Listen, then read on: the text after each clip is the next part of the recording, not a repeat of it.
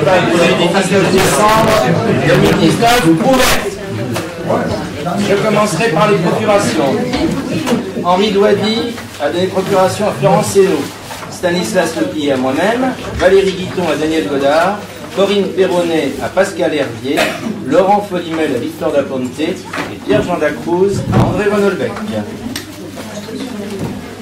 Le secrétaire de séance, je vous propose Sania Joliot comme secrétaire de séance. Y a-t-il une objection? Non. Sania, tu seras donc notre secrétaire de séance. Nous passons donc aux approbations des conseils, des procès-verbaux des séances ordinaires du 18 juin et du 10 juillet. Je commence par le 18 juin. Avez-vous des observations ou des corrections à faire? Oui. On vous écoute. Donc j'en ai transmise, je les ai déjà transmises à Christine. Madame Van Pélénage, oui, on vous écoute. Christine, vous les avez? C'est bon? On y va, on vous écoute. Donc,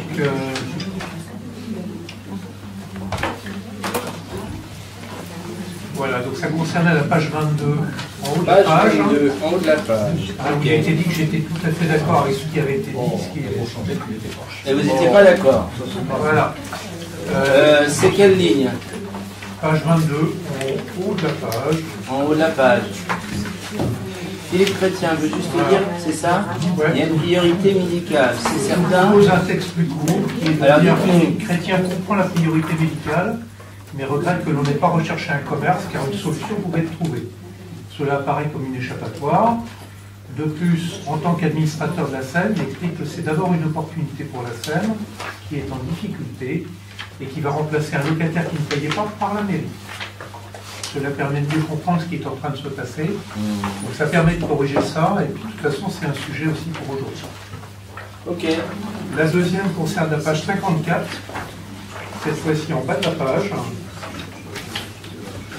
On parle de Versailles alors que moi je parlais du cheminement vers Saint-Germain-en-Laye. Quelle ligne? À peu près aux 3/4 de la page en bas. 3/4 inférieur, 3/4 supérieur. 3/4 inférieur. 3/4 inférieur, merci. Philippe Voilà. Chrétien fait remarquer que Tout à s'il y a fait. une éventualité sur la piste cyclable de l'autre côté de la nationale, raison de plus pour Ouais, faire une alors que analyse globale. ce sujet-là ne nous concerne pas pour aller vers Versailles. Hein, parce que ça concerne, cette question, ça concerne la piste pour aller du côté de Saint-Germain. Donc sur le cheminement vers Saint-Germain, Philippe Chrétien fait remarquer que s'il y a une opportunité de piste cyclable de l'autre côté de la nationale, que vous aviez évoqué, c'est une raison de plus pour faire une analyse globale avant d'imperméabiliser le trottoir, comme envisagé cette année. On le corrige comme ça. Pas d'observation? C'est tout. Merci. D'autres corrections?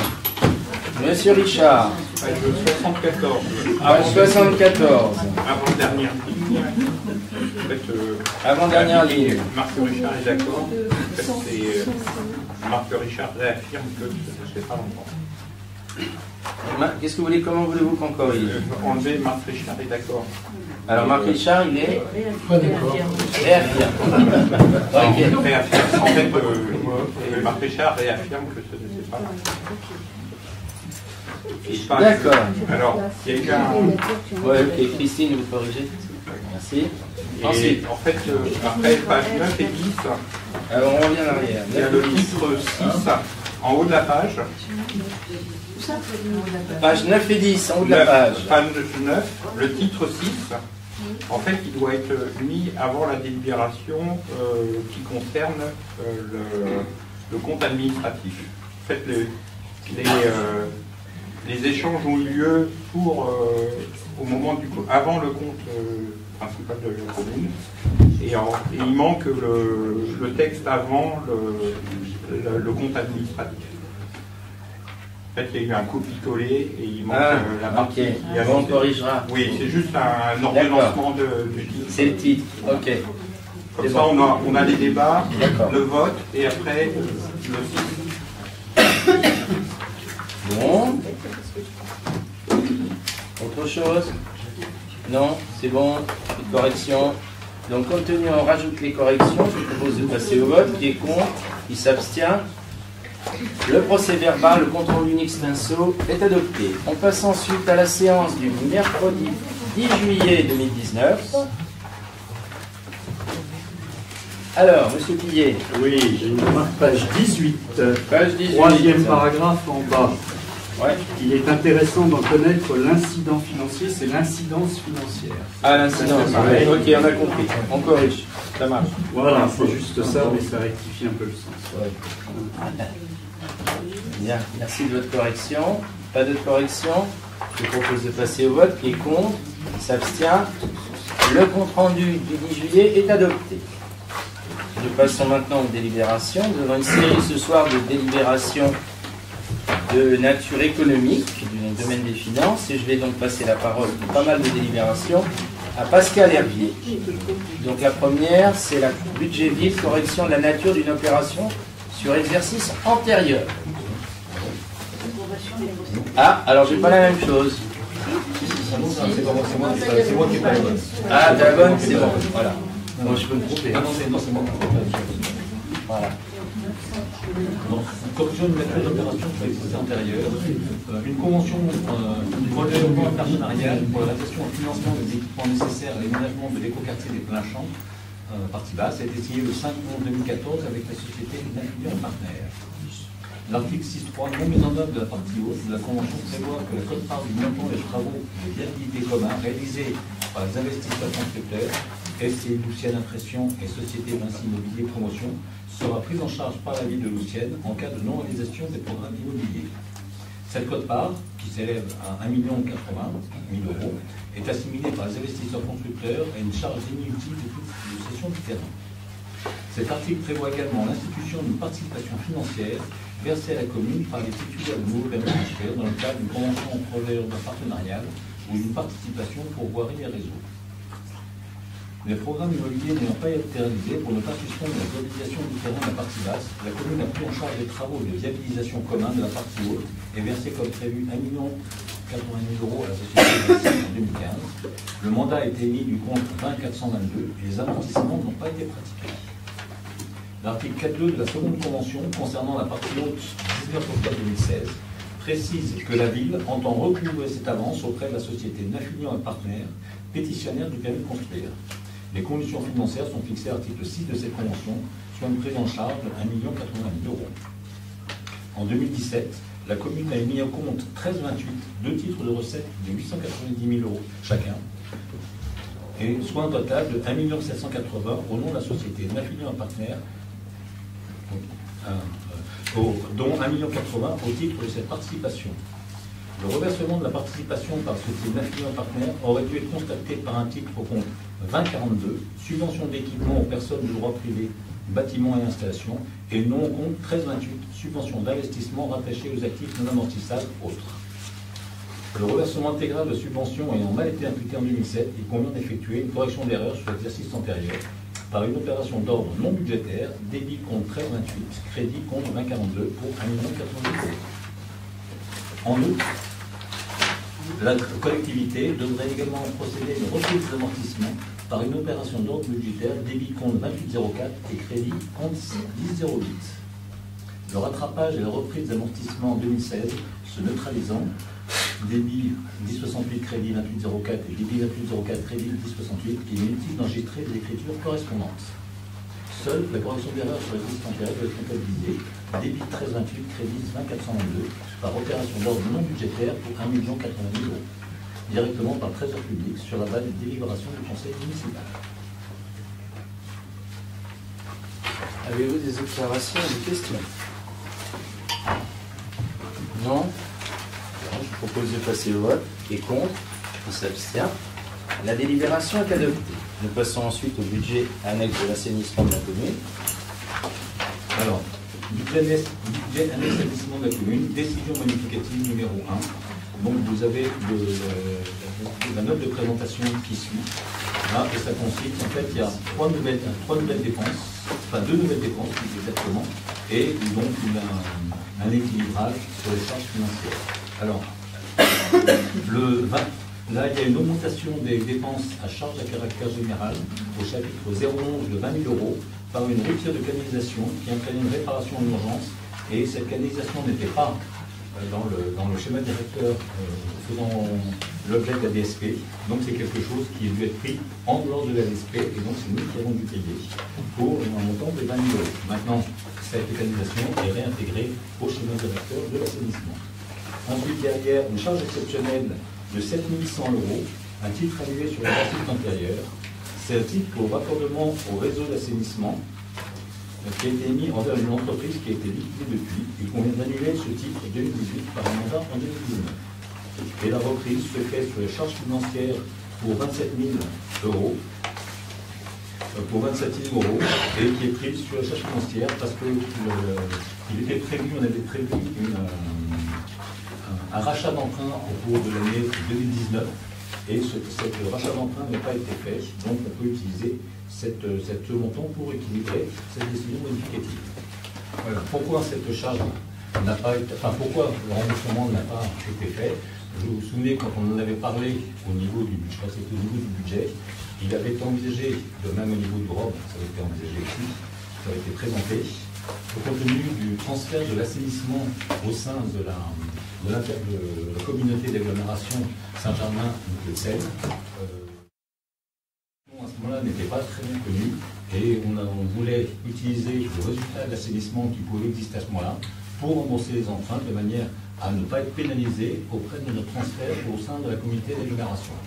Or, les conditions de reprise sont maintenant un petit peu plus claires et la communauté d'agglomération reprendra en totalité les emprunts de la commune pour ce qui concerne l'assainissement.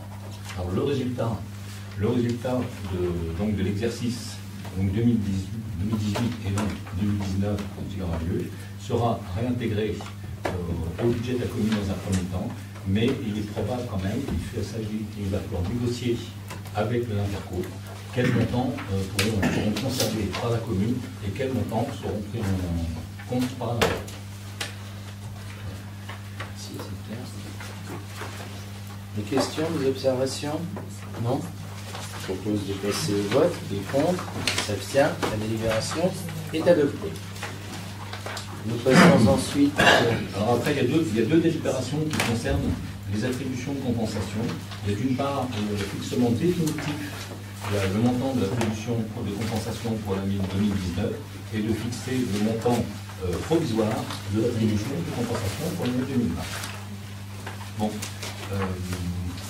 Alors les travaux de la commission locale d'évaluation des charges transférées ont abouti à l'adoption d'un rapport qui présente l'évaluation des charges transférées des communes dans la communauté au 1er janvier 2019. Il convient donc de réviser librement le montant d'attribution de compensation de la commune de Luxienne. Conformément à l'article 1609 nani C du Code général des impôts, les communes devront délibérer de manière concordante afin de se voir effectivement appliquer les révisions d'attribution de compensation présentées en conseil communautaire le 14 novembre 2019. Dans le cas contraire, l'attribution de compensation de ces dernières sera révisée sur les modalités de droit commun, à savoir à hauteur des transferts de charges évalués dans le cadre du rapport de la quête. Il est donc proposé au Conseil de fixer, dans le cadre de révision libre, à 5 217 680 € l'attribution de compensation 2019 de la commune de Luxienne.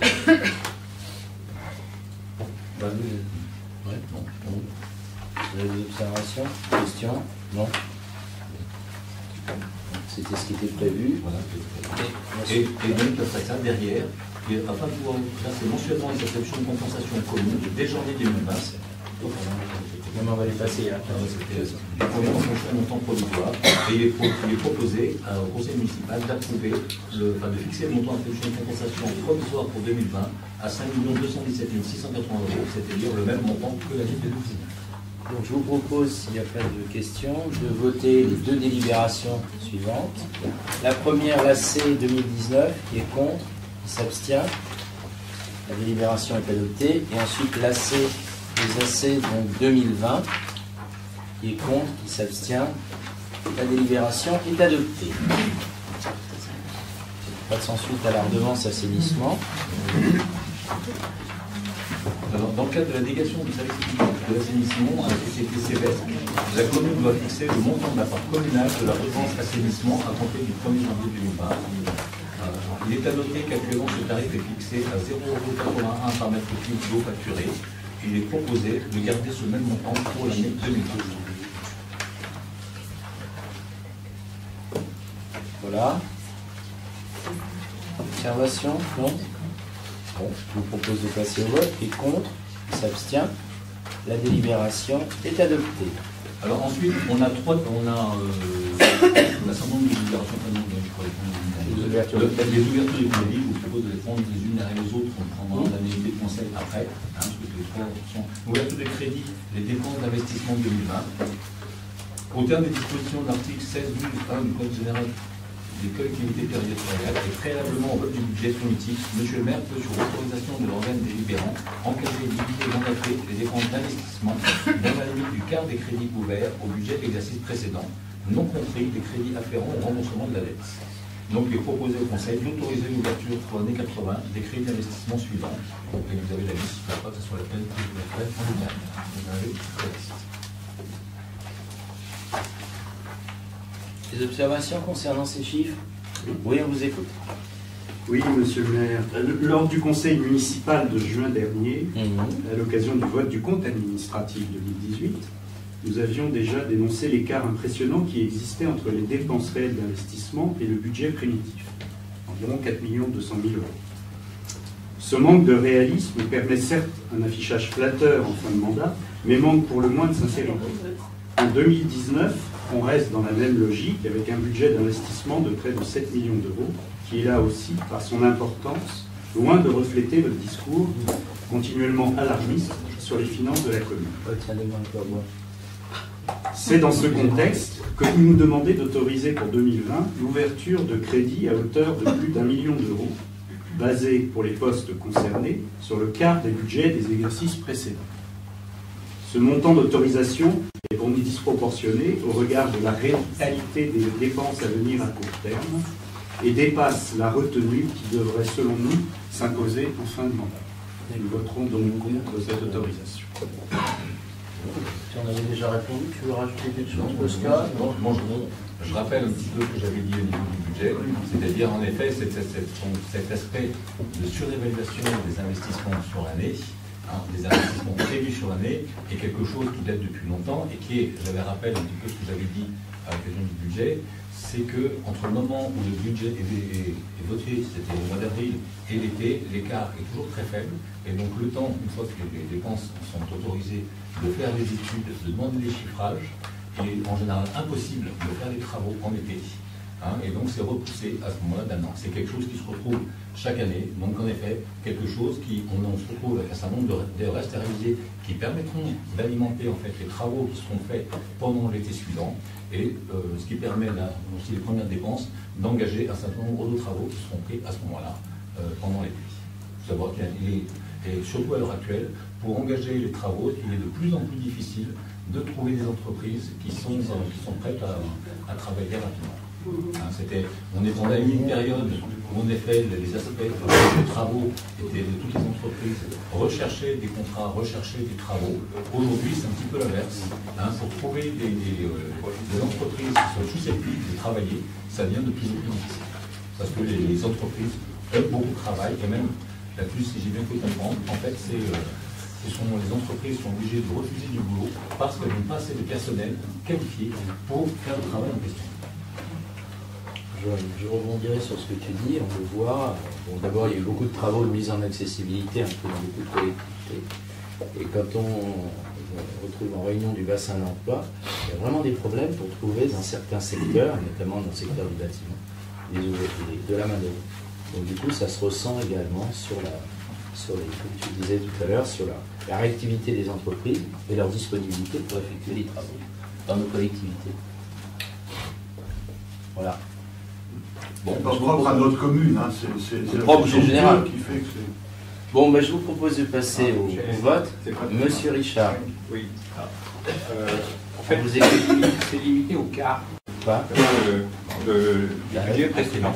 Donc, quel était le budget d'investissement de 2019? Parce que j'avais sauté en ça, mais ça vous avait été communiqué. Ça, ouais. Vous l'avez déjà, mais enfin bon, on peut vous le retrouver. Il n'y a pas de problème. Le budget d'investissement était de 6 740 000. Si on avait les remboursements de la capitale de la dette, et ben ça faisait 5 880 000. Alors, dans le Donc budget, on est, avec le sous-total auquel on arrive, on est en dessous du quart des Voilà. investissements. Ah oui. alors, moi j'avais, dans le budget, il y avait une feuille avec le programme 2019 et avec le programme 2020. Ouais. Et si vous faites la somme, on n'est pas autant... Non, mais attends, c'est ça la référence? Non, ça c'est pas du tout la référence. Ça c'était quelque chose qui était donné, en gros, c'était donné à titre indicatif pour donner quels étaient les projets qui s'étaleraient sur plusieurs années. Ça ne veut pas dire que les investissements 2020 seraient limités à ce qui est indiqué dans le budget 2019. Bon. Vous avez pas vu ça en commission des finances? Non, ben Marc n'était pas là. Non, Ah, t'es pas là. exceptionnellement. Ok, voilà, c'est pour ça. Bon, je vous propose de voter qui est contre, qui s'abstient. Attendez. Donc contre. 1, 2, 3, 4 et plus une procuration 5. Qui s'abstient? Une abstention là-bas. Ok. Et la délibération est adoptée. Merci. On passe ensuite au CCAS, aux avances sur... Ah non, on a avant, tu veux faire les avances sur subvention?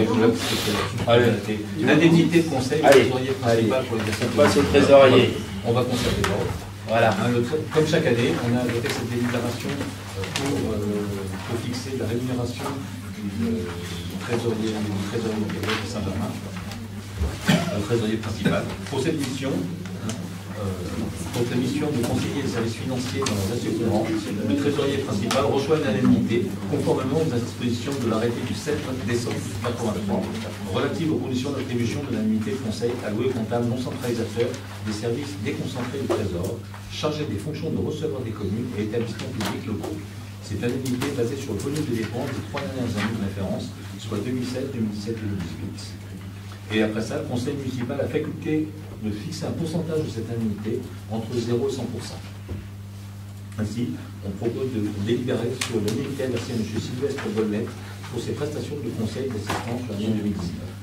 Compte tenu, je dirais, des conseils prodigués par le trésorier de Saint-Germain-en-Laye, des bonnes relations qu'on peut avoir avec lui et de l'aide qu'il peut nous donner et de la présence assez fréquente dans le service, il est proposé de reconduire pour 2019 le taux de 100%, c'est-à-dire 2032,08. Donc pour information, là-dessus, cette indemnité est soumise à la CSG et la CRS. Les observations? Non? Je propose de passer au vote. Qui est contre? Qui s'abstient? La délibération est adoptée. Alors on repart sur les avances subventions. Donc on commence par le CCAS. Alors pour le CCS, on l'a encore, c'est des avances sur subvention de manière à pouvoir travailler en attendant que le budget soit voté. Et donc comme chaque année, on vote le montant d'une avance de cette subvention. Et il est proposé pour cette année de maintenir cette avance à 500 000 € comme les années précédentes. Comme l'année précédente. Observation? Question? Non, je propose de voter. Qui est contre? Qui s'abstient? La délibération est adoptée. Nous passons ensuite aux avances aux subventions pour les associations. Pour la même raison, il y a des avances sur les associations. Et donc, amicale du personnel communal de 13 000 € comme l'année précédente, l'OGEC à 30 000 € comme l'année précédente, l'association Académie Gabriel Fauré 35 000 € comme l'année 2019, et la fabrique MJC 30 000 € comme l'année dernière.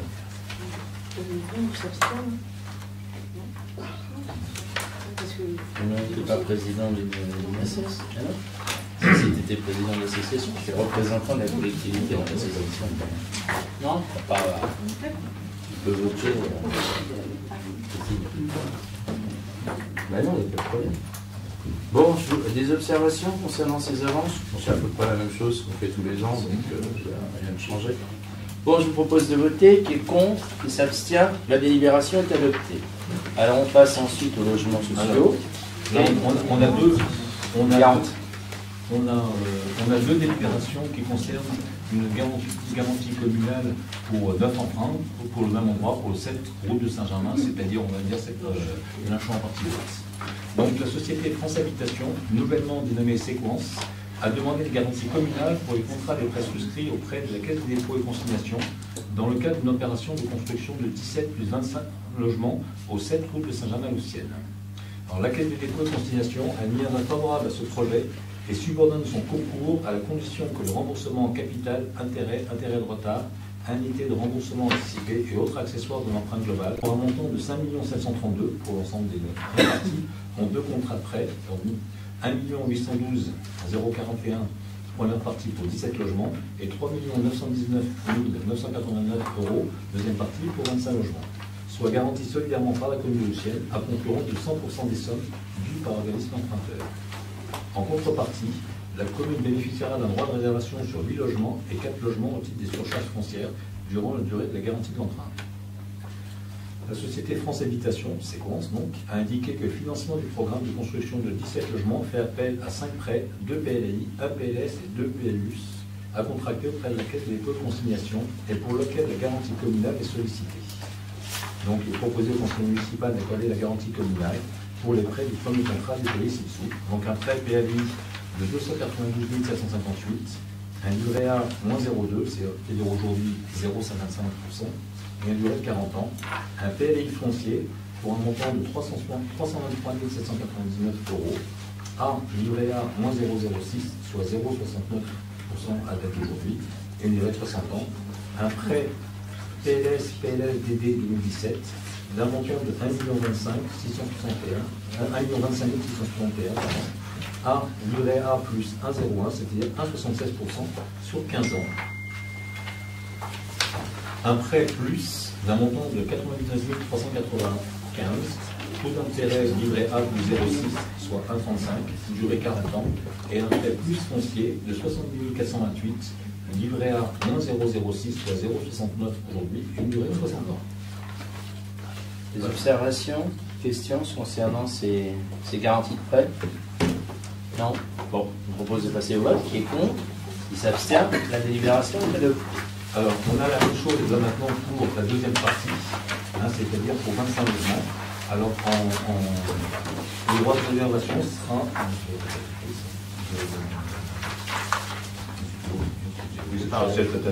Donc là, il y a ça 4 prêts, 2 PLAI et 2 PL+. PLAI de 445 355, soit 1 -0,2, soit 0,55 et 40 ans. Un prêt PLI foncier de 417 826, livret A plus 0,39, soit 1,14, durée 60 ans. Un prêt plus d'un montant de 288 355 avec un taux de livret A plus 0,6, c'est-à-dire 1,35, 40 ans. Et un plus foncier qui est 1 168 453 pour 1 plus 0,39, c'est-à-dire 1,14 à date d'aujourd'hui, sur une durée de 60 ans. Questions, observations? Non. Je propose de passer au vote. Qui est contre? Qui s'abstient? La délibération est adoptée. Ensuite, c'est la chambre parfaite. Pareil, c'est une convention de réservation complémentaire de la... Alors, par délibération, nous, c'est à fait c'est sur une convention de réservation contrepartie de garantie communale d'emprunt et l'attribution de subvention en séquence. Par délibération 2012 09 199, en date du 27 septembre 2012, la commune de Loussienne a accordé une surcharge foncière d'un montant de 269 974 euros à la société France Habitation, nouvelle en séquence, pour la réalisation de 36 logements sociaux sur le programme immobilier dit des pleins champs partie haute, en contrepartie de 4 logements sociaux pour la commune. Ce programme immobilier est revenu depuis 2012. La société Séquence a réalisé 6 logements sociaux supplémentaires. À la demande de la société Séquence et par délibération du conseil municipal en date de ce jour, la commune vient d'accorder une garantie communale pour les contrats de prêt qu'elle a souscrit auprès de la Caisse des dépôts et consignation pour ses 42 logements sociaux. Ainsi, il convient de signer la convention d'attribution à la commune de ces 12 logements, 8 garantie d'emprunt, 4 subventions en charge foncière, sur les modalités définies dans la convention suivante. Vous avez derrière la convention de réservation. Tout le monde a la convention. Bien. Bon, vous avez des observations, des questions concernant ces éléments? Non? Je vous propose de passer au vote. Qui est contre? Qui s'abstient? La délibération est adoptée.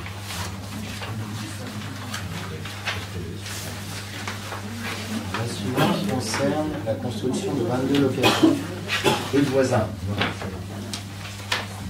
Alors, construction de 22 logements locatifs aux 2-4 rue de Voisin, garantie communale pour 3 emprunts, un prêt plus, un prêt PLI, un prêt PLS accordé pour la caisse de dépôt de destination en Domis. On a la même chose, mais ainsi que France Habitation maintenant c'est la société de Domis. C'est 22 logements aux 2-4 rue de Voisin. Le montant total est de 4 140 366 € pour à 35%. La commune bénéficiera d'un droit de réservation sur 5 logements sociaux pendant la durée de garantie d'emprunt.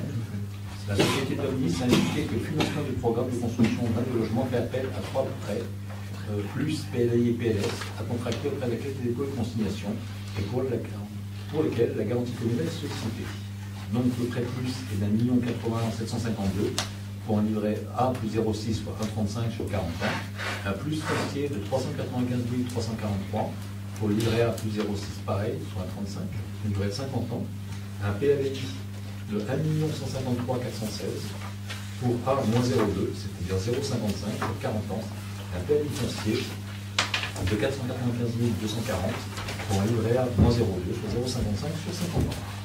Un prêt PLS de 441 104 pour taux livret A plus 1,06 soit 1,81 sur 40 ans.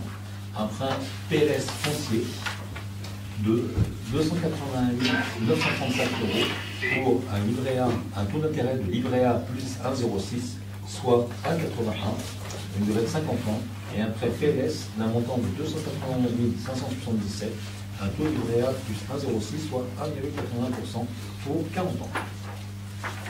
Observation, des questions? Non. Je propose de passer au vote. Qui est contre? Qui s'abstient? La délibération est adoptée. Merci.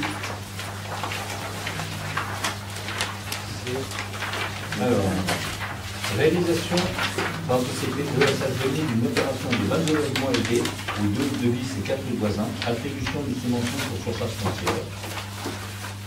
Par délibération date du 26 janvier 2012, le Conseil municipal a décidé la vente à la société ICAN des parcelles cadastrées AT113, AT219 et AT220, 6, 2 bis et 4 rue voisins, pour la réalisation d'un programme de 55 logements mixtes, dont 19 logements sociaux vendus par la société ICAD en VFA et à la société HLM 3F.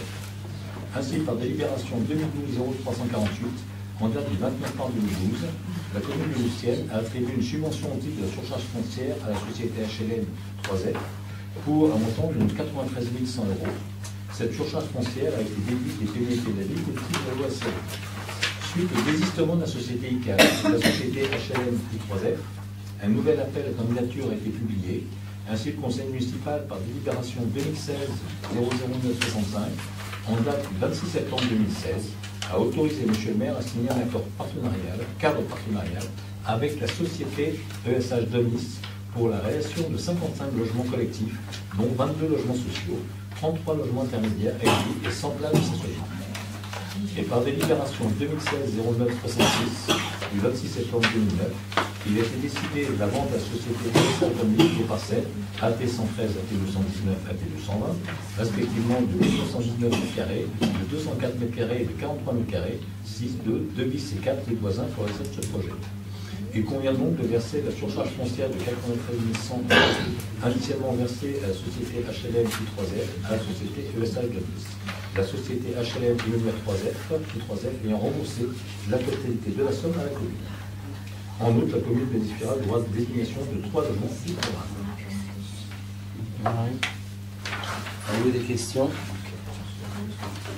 Non. Je propose de passer au vote. Qui est contre? Qui s'abstient? La délibération est adoptée.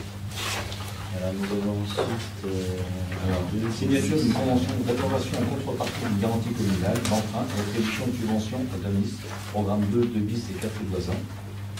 Par délibération du conseil municipal de ce jour, la commune de Lucienne a attribué une surcharge foncière de 93 100 à l'ESH Domis dans le cadre d'une construction de 51 logements, dont 22 logements sociaux et 33 logements intermédiaires, situés 2 bis et 4 rue voisins à Lucienne, en contrepartie du droit de réservation de 3 logements sociaux. Dans le cadre du même programme, l'ESH Domis a sollicité la garantie de ses emprunts auprès de la ville. Cette dernière lui a été accordée par délibération du numéro, en date du conseil municipal 19 décembre, donc aujourd'hui, celle qu'on vient de voter, en contrepartie de la réservation de 4 logements sociaux, Ainsi, il convient de signer la convention d'attribution à la commune de ces 7 logements, 4 au titre de la garantie d'emprunt et 3 au titre de la subvention de surcharge foncière, selon les modalités définies dans la convention suivante.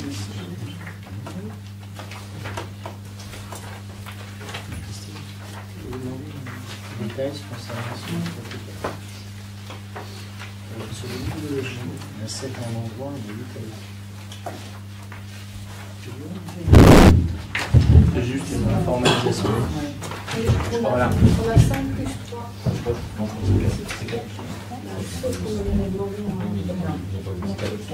C'est 4. C'est 4. 4 plus 3. D'accord.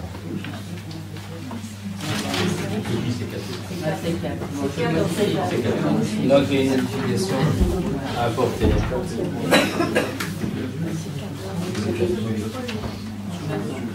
4 plus 3 sur les logements dont on a les attributions. Sont à corriger dans les délibérations. C'est sur le nom, puisque finalement. C'est ça, c'était la construction, la garantie d'emprunt, c'est 4 logements. Il y a une coquille, effectivement. Je vous propose, si vous êtes d'accord, de corriger sur la délibération numéro la précédente, donc de passer à 4 plus 3 en concernant le nombre de logements. Voilà.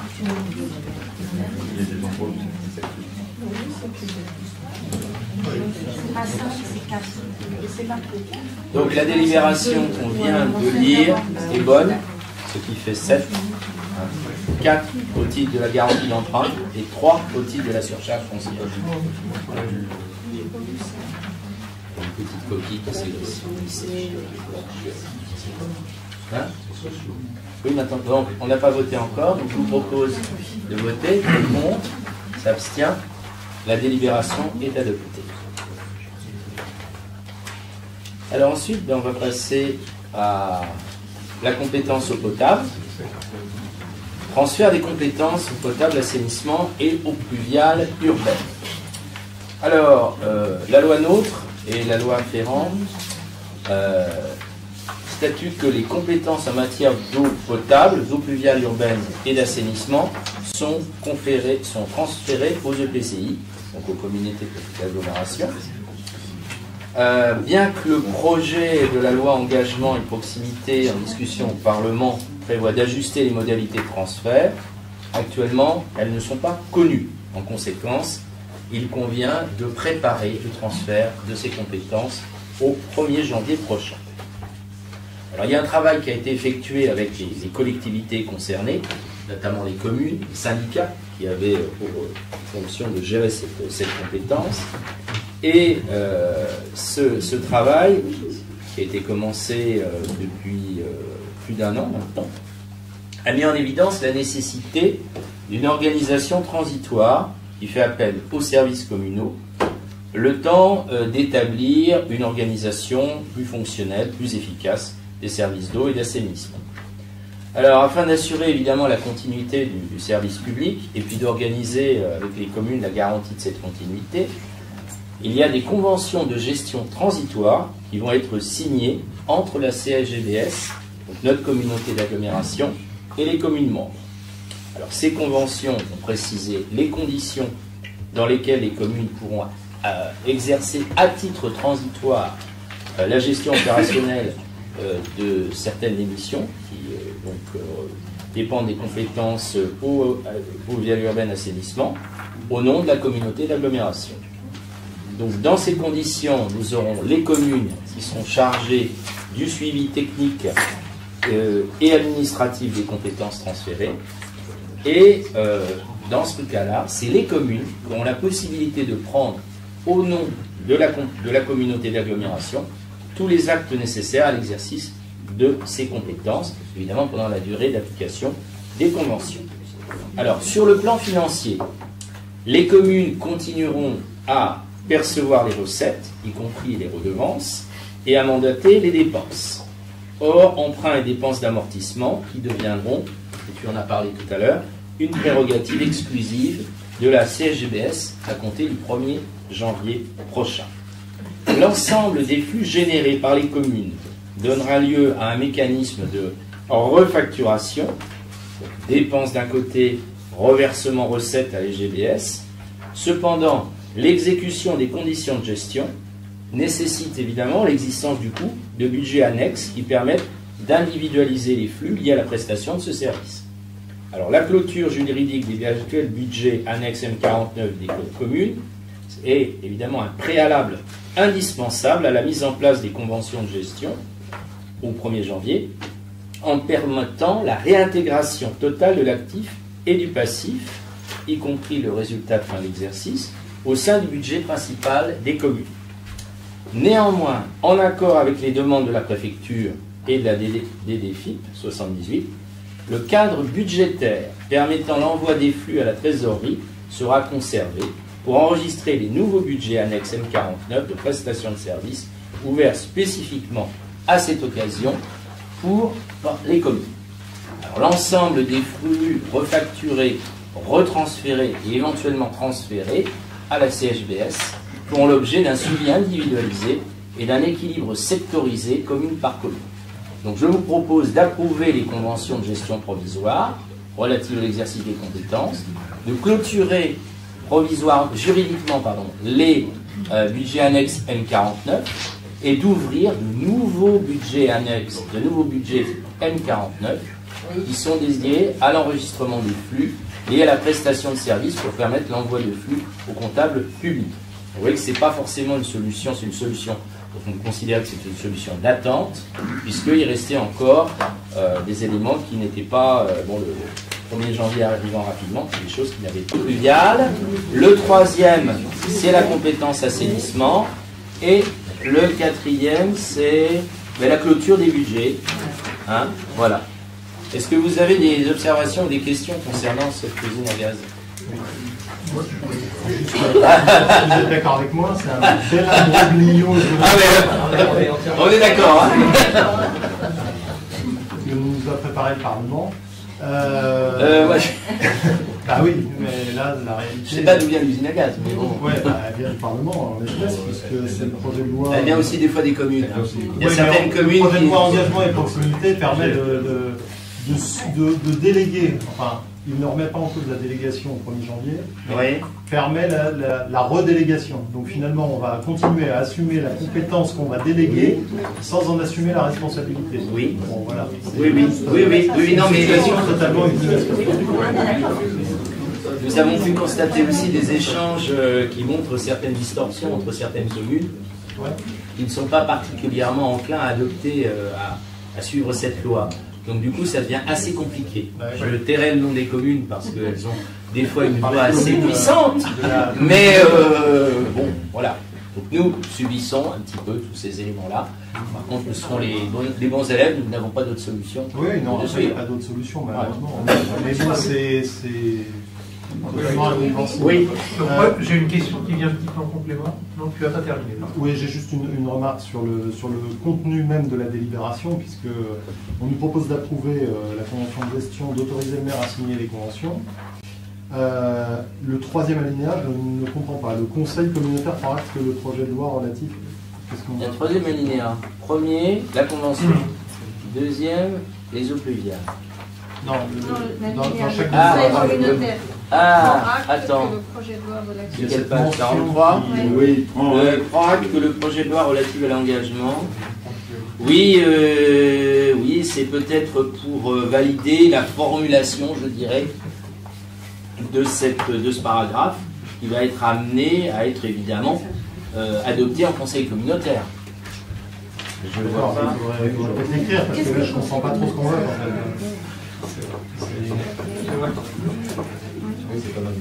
C'est des textes qui nous ont été transmis à la directrice générale par la communauté d'agglomération. On voit tous la même chose. Donc voilà. Bon.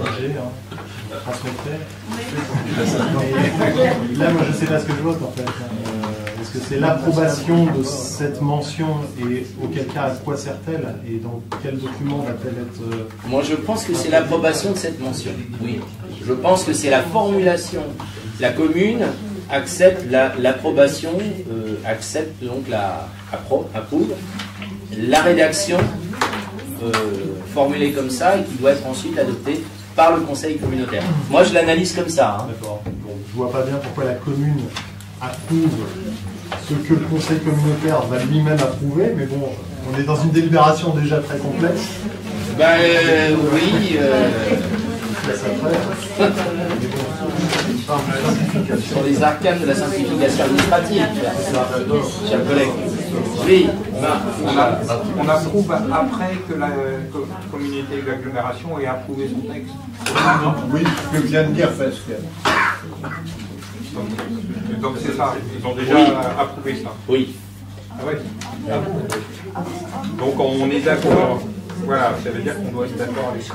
Mais disons que le mode de fonctionnement est un mode de fonctionnement communautaire qui vote donc ces éléments-là et qui doivent être ensuite votés dans les communes, ce qui se produit pour pas mal de délibérations communautaires aussi. Enfin, dès lors qu'on approuve la convention de gestion transitoire, par définition, on approuve la démarche qui a été enclenchée. Ah oui, on n'a pas besoin d'approuver ça.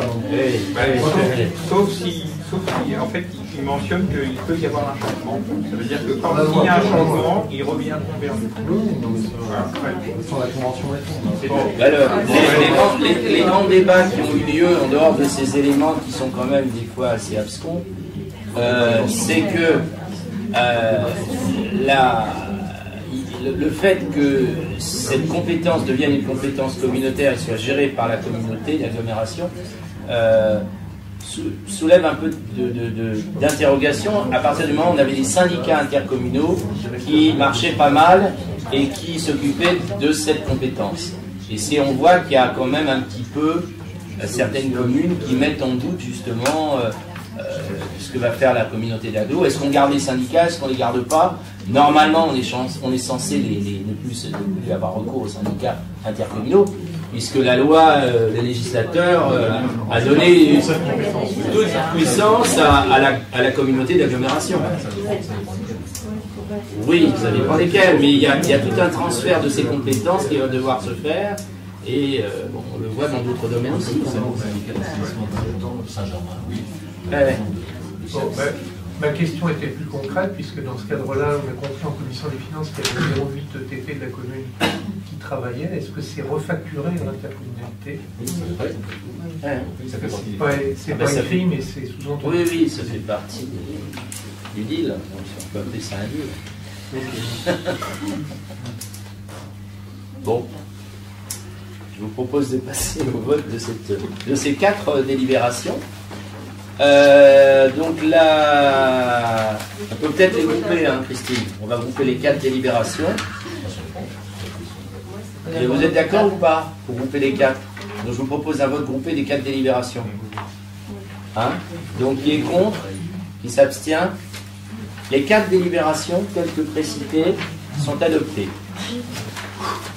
On passe ensuite à la commission médicale. Alors, je vous rappelle que ça concerne donc la délibération, c'est pour la signature d'un bail entre la ville et la société anonyme la Seine de Louvciennes, la SAD, relative à la création d'une maison médicale 12 place de l'église. Alors, la société anonyme d'économie mixte d'habitation de Louvciennes est propriétaire d'un local dit restaurant grec, enfin, on aurait pu appeler ça aussi restaurant indien, parpadé, vacant, enfin tous ceux qui sont succédés avec le succès qu'on connaît, vacant actuellement d'une surface de 202 mètres carrés environ, situé au rez-de-chaussée d'un ensemble immobilier correspondant au lot numéro 1, cadastré section AI, numéro 439, 12 place de l'église, comprenant une salle d'accueil-réception, une salle à manger avec scène, un ensemble de pièces secondaires, un local coulisses avec une douche et un WC, une cuisine-laverie, 2 rangements, un espace sanitaire avec 3 WC et lavabo, une véranda en extension côté jardin, un accès côté jardin vers une entrée commune rue du Professeur Puffier pour personnes à mobilité réduite. Par courrier en date du 4 avril 2019, l'Union régionale des professionnels de santé a adressé à la ville de Louvciennes une convention qui acte le soutien financier du projet de création d'une maison médicale dans le dit local à Louvciennes. La SEM souhaiterait donc mettre à la disposition de la ville de Louvciennes le local au travers d'un bail, avec autorisation de réaliser des travaux pour le transformer en maison médicale et le donner en sous-location à des professionnels médicaux ou paramédicaux.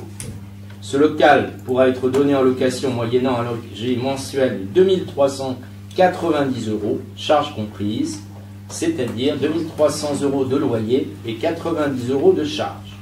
Donc je vous propose de me donner l'autorisation de signer ce bail entre la ville et la Seine pour le local dit restaurant grec, dont je vous ai cité les vertus. Voilà. Avez-vous des observations, des interventions? Monsieur. Juste pour vous dire que je ne voterai pas cette délibération. Oui. Mais étant opposé à l'implantation de ce centre médical aux 12 places de l'église, en toute logique, je ne vais pas voter l'approbation de la signature du. D'accord. Donc vous participez. Vous ne votez pas. Non, Votez contre. je voterai contre. D'accord. Ok. C'est noté. Oui, Monsieur Gatien. Oui, je voulais dire que bien que ce bail soit plus favorable à la Seine qu'à la commune, puisqu'en fait, comme dit précédemment, en fait, la Seine remplace un locataire qui ne payait pas par la commune. Je rappelle que je me suis opposé à cette délibération en tant qu'administrateur de la Seine parce que, en fait, il n'a pas été apporté d'éléments sur le risque de contentieux avec les copropriétaires sur l'accès par l'arrière du bâtiment, puisque c'est un accès qui est commun et partagé. Voilà, et donc comme c'est un risque qui concerne aussi la commune, je voulais le signaler ici. Donc il n'y a pas de contentieux, pensez bien que on bordera tout ça avant de signer. Il s'agit simplement de m'autoriser à signer le bail, donc de signer cet accord. À partir on ne va pas signer un accord s'il y avait éventuellement le moindre contentieux latent. Le bail, après, la responsabilité passe à la commune. Pas quand même des irresponsables. Je suis assez étonné que vous votez contre une plantation d'une maison médicale qu'on assiste à une désertification générale par des médecins. Je ne vais pas revenir là-dessus. Monsieur Pillet. Oui, écoutez, on va s'opposer quand même. Oui, mais vous avez. Heureusement que vous avez le droit de vous opposer. Donc en juin dernier, j'avais déjà fait part de notre désaccord. Enfin, nous avions fait part de notre désaccord sur l'implantation d'une maison médicale à la place du restaurant Le Grec, donc sur la place de l'église. Avec cette décision que vous avez prise en concertation avec les élus, tant sur la nécessité d'une seconde maison médicale que sur son emplacement, vous privez définitivement la place de l'église d'un lieu essentiel pour le dynamisme du commerce au centre du village. Alors, l'offre de soins va-t-elle se renforcer pour autant? Question qu'on peut se poser. Apparemment non, puisque nous allons simplement assister au déplacement de 2 médecins déjà présents à 50 mètres de là, rue du Général Leclerc. Au final, un local médical va se transformer en logement et un commerce va disparaître et coûter plusieurs centaines de milliers d'euros en travaux pour sa transformation. Voilà pourquoi nous votons contre. Moi je vais vous répondre parce qu'il y a quand même quelque chose que vous avez dit, c'est que vous avez un déplacement de 2 médecins. Alors d'abord, ces 2 médecins, ils sont dans un local tout petit, ils ne peuvent pas exercer en même temps, je vous le rappelle. Il y a une demande qui est quand même extrêmement importante à Louvciennes, puisque les Louvciennois régulièrement, et là je pense qu'on peut parler quand même de concertation, parce que j'en parle régulièrement aux Louvciennois, n'arrivent plus à se faire soigner. Ils appellent les médecins qui sont sur Louvciennes, qui leur disent « moi je ne peux pas vous recevoir, je ne peux pas vous prendre comme... je ne peux pas être votre référent ». Ils appellent les médecins de Bougival, maintenant qui répondent la même chose. Donc on est vraiment en carence de médecins. Deuxièmement, je reviens sur ce que vous disiez. 2 médecins à côté. Les 2 médecins, le local est tellement petit qu'ils ne peuvent pas consulter en même temps. Donc il y en a un qui consulte et l'autre qui consulte quand le premier ne consulte pas. Donc là, ça permet d'avoir d'abord 2 médecins qui consultent en même temps, donc qui augmentent leur offre. Et la deuxième chose aussi, c'est que vous avez aussi des professionnels de santé qui vont venir aussi travailler avec eux, s'y installer. Cette maison médicale, et c'est vraiment le prérequis souvent pour que des médecins aussi viennent s'installer à Louvciennes ou continuer à y exercer, puisque il y a aussi des médecins qui disent si je ne travaille pas dans des conditions qui sont satisfaisantes, je ne reste pas sur la ville. Et puis d'autre part, le local dont vous parlez, qui est un local qui n'est pas très très loin, va servir aussi, on a déjà des demandes toutes les semaines à héberger aussi des professionnels de santé ou autres. Donc je crois que, moi je suis désolé, d'abord, je ne reviendrai pas sur ce qu'on a dit la dernière fois. On a cherché partout, on a essayé de trouver un endroit qui soit central, on a essayé de trouver un local qui ait suffisamment de superficie, parce qu'il y a une superficie minimale, et ce local finalement répond à toutes ces demandes. Moi, je ne ferai pas passer la santé des Louvciennois après un resto ou un café, même si j'aime bien aller aussi au restaurant ou au café. Je pense qu'il y a des priorités dans la vie. Et je voudrais simplement vous citer une petite expérience, une petite histoire, parce que j'aime bien un peu les petites histoires. Bon. Mon épouse est médecin, vous le savez. Bon.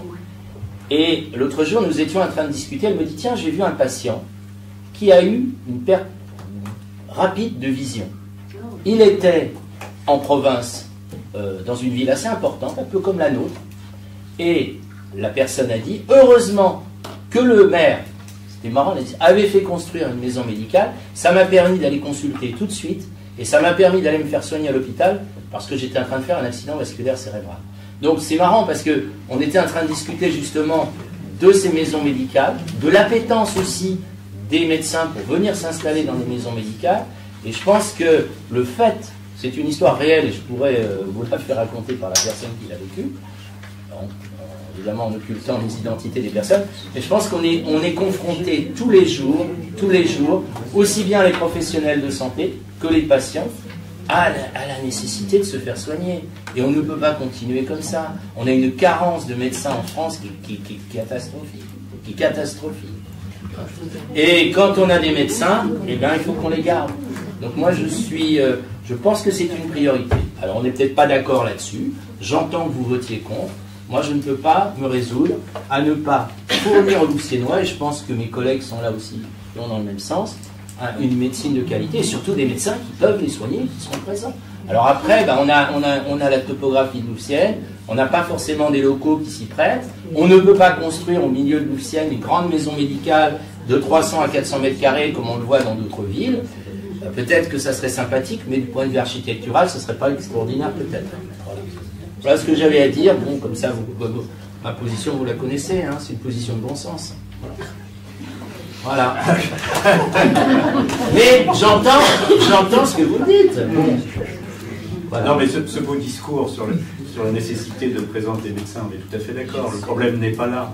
Mais si, le problème, il est sur l'emplacement. Si, il est là, justement. Il est sur l'emplacement. Mais donc, si on avait pu le faire ailleurs, on l'aurait fait ailleurs. Oui. Enfin, c'est la solution de facilité. Non, c'est pas une solution de facilité. Non, je crois pas. Parce que je voudrais, on va pas se bagarrer là-dessus, je pense qu'il faut. Je voudrais quand même tirer mon chapeau à tous ceux qui sont intervenus justement pour travailler sur ce dossier. Que ce soit Florence qui a porté le dossier au début, on a porté le dossier ensemble, que ce soit aussi Daniel, Victor et tous ceux qui se sont réunis justement dans la conception et dans la réflexion sur cette maison médicale. Et il y a eu un gros boulot de fait. Et moi, je suis très heureux de voir que, d'une part, au niveau des clos, eh bien, ça sort, et que, donc, 2020, on aura la maison, le pôle médical des clos, et 2021, je l'espère, le pôle médical du centre-village. Voilà. Et quant à la dynamisation du commerce, moi, je pense que là, le fait d'avoir une maison médicale fait qu'on a quand même beaucoup de personnes qui viennent, ça fait des flux, et qui dit des flux, ça fait marcher les commerces autour. Et je pense que ces flux seront, et la pharmacie, ces flux seront beaucoup plus réguliers que éventuellement un restaurant ou un café qui malheureusement souvent ne marche que le matin, le soir ou le week-end où il y a des personnes qui viennent. Donc je crois que ces commerces, en particulier la pharmacie, effectivement, vous avez raison, je me le fais remarquer. Bon, je vous propose de passer au vote. Qui est contre? Alors nous avons 1, 2, 7. Voilà. Qui s'abstient? Une. Eh bien la délibération est adoptée. Voilà.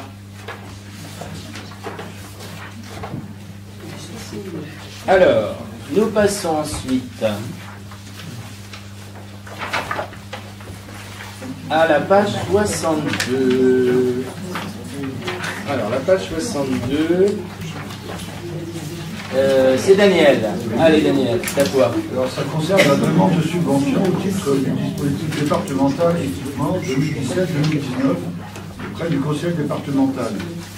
La commune envisage de procéder aux travaux suivants par ordre d'importance croissante. Premièrement, réhabilitation en sous-œuvre du Créo par création du micro-queue du groupe scolaire Doumer. Vous savez qu'il c'est un des plus anciens qu'on ait et il est très lié au bâtiment. Donc pour 340 000 € hors taxe, ces travaux visent notamment à sécuriser le site.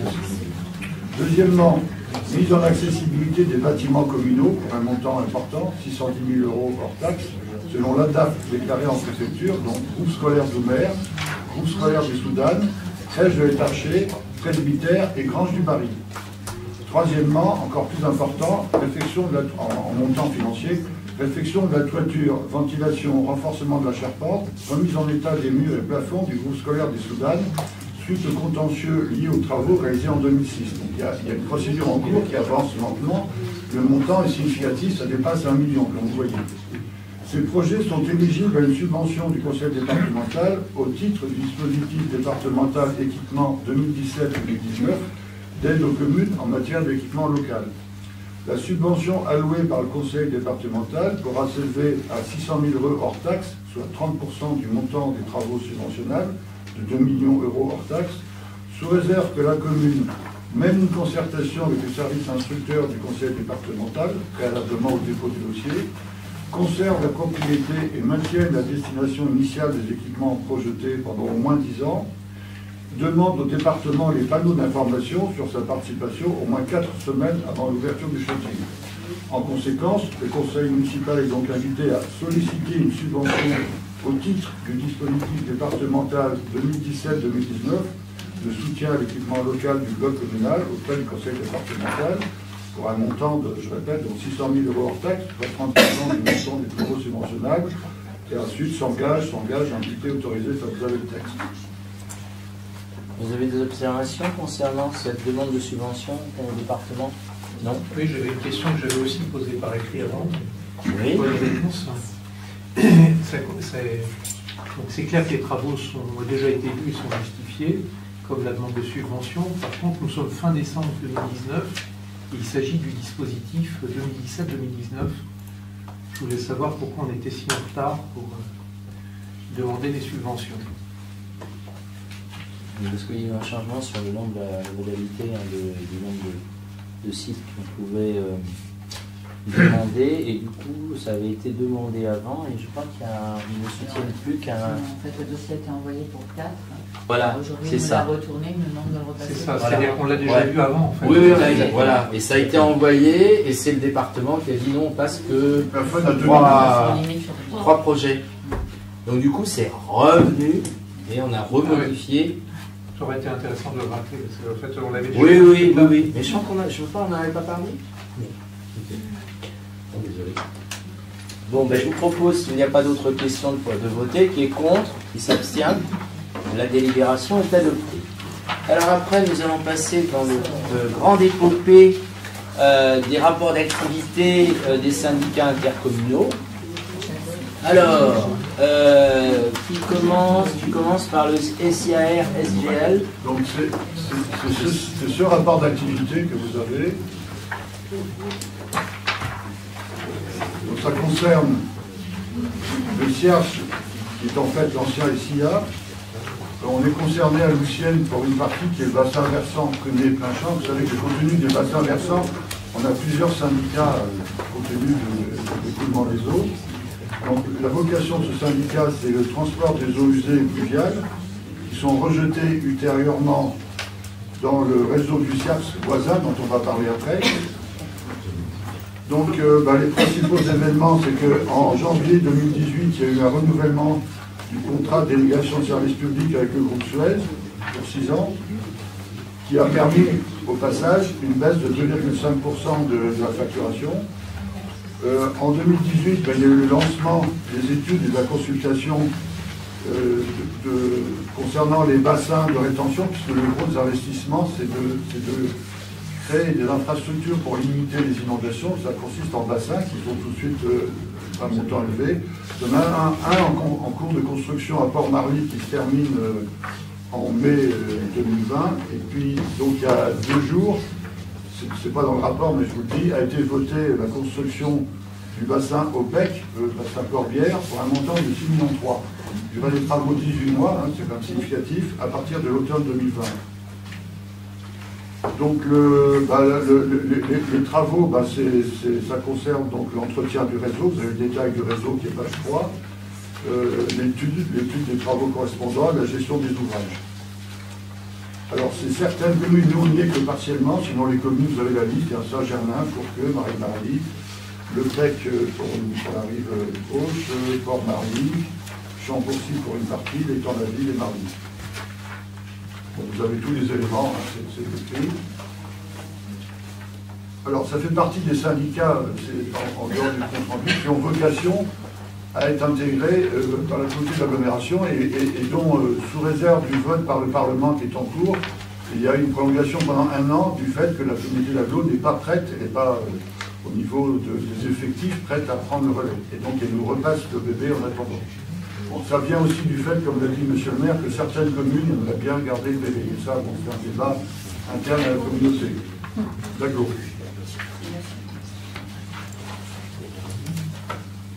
Il y a peut-être des échanges à ce sujet. Bon, sinon, je passe au suivant, qui est celui de la SIAS. C'est le même schéma, c'est la même vocation, avec des communes que vous avez en détail, page 1, il y en a un peu plus. Ça concerne une part plus importante du réseau de Loussienne.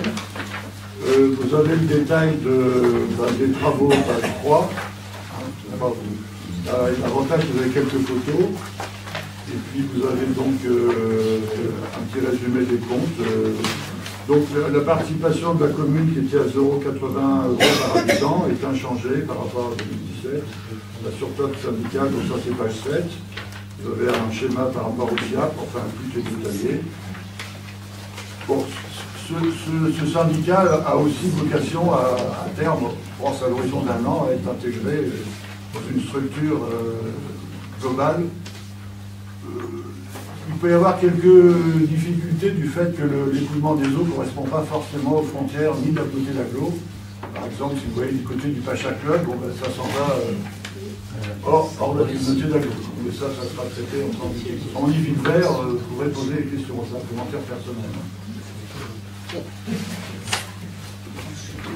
Bon, alors, tu nous as présenté les 2 premiers, on prend acte. Avez-vous des questions concernant les rapports d'activité du SIAP SEL et ou du SIAP Saint? Non? Donc je vous propose de prendre acte de ces 2 rapports, l'assainissement Saint-Germain-en-Laye et la boucle de la Seine. Bon. Ensuite, nous avons le CIVOM de Saint-Germain-en-Laye. Sania, tu nous parles du CIVOM? Alors pour le CIVOM, on est surtout concerné par la fourrière. Donc en termes d'activité, ça ne change pas beaucoup d'année en année. On a un peu plus de chats qui ont été fourrières. Le gros projet de ces dernières années, c'est la relocalisation de la fourrière qui doit déménager pas très loin de son emplacement actuel. Bon, voilà, c'est en cours. Je crois qu'il y a un cabinet qui a été retenu. Voilà. Et pour le reste, bon, voilà, il n'y a pas de grand changement par rapport aux années précédentes. Des questions sur la CIVOM de Saint-Germain-en-Laye? Donc on prend acte. Alors ensuite, le C78, Daniel, c'est à toi à nouveau. Oui, alors le C, ça veut dire syndicat d'énergie des Yvelines. Donc son rôle, en gros, c'est un groupement d'achat d'énergie qui correspond à 201 communes avec un peu plus d'1 million d'habitants. Et puis, c'est une autorité organisatrice au sens juridique. Donc, l'effet marquant, c'est l'attribution d'un premier groupement de commandes concernant les infrastructures de recharge pour les véhicules électriques ou hybrides. C'est ce rapport-là, donc voilà, tous les éléments. Deuxièmement, une négociation qui a été lancée avec Enedis en vue d'un nouveau cahier des charges de concession, toujours un peu lors des renouvellements, éventuellement obtenir de meilleures conditions financières.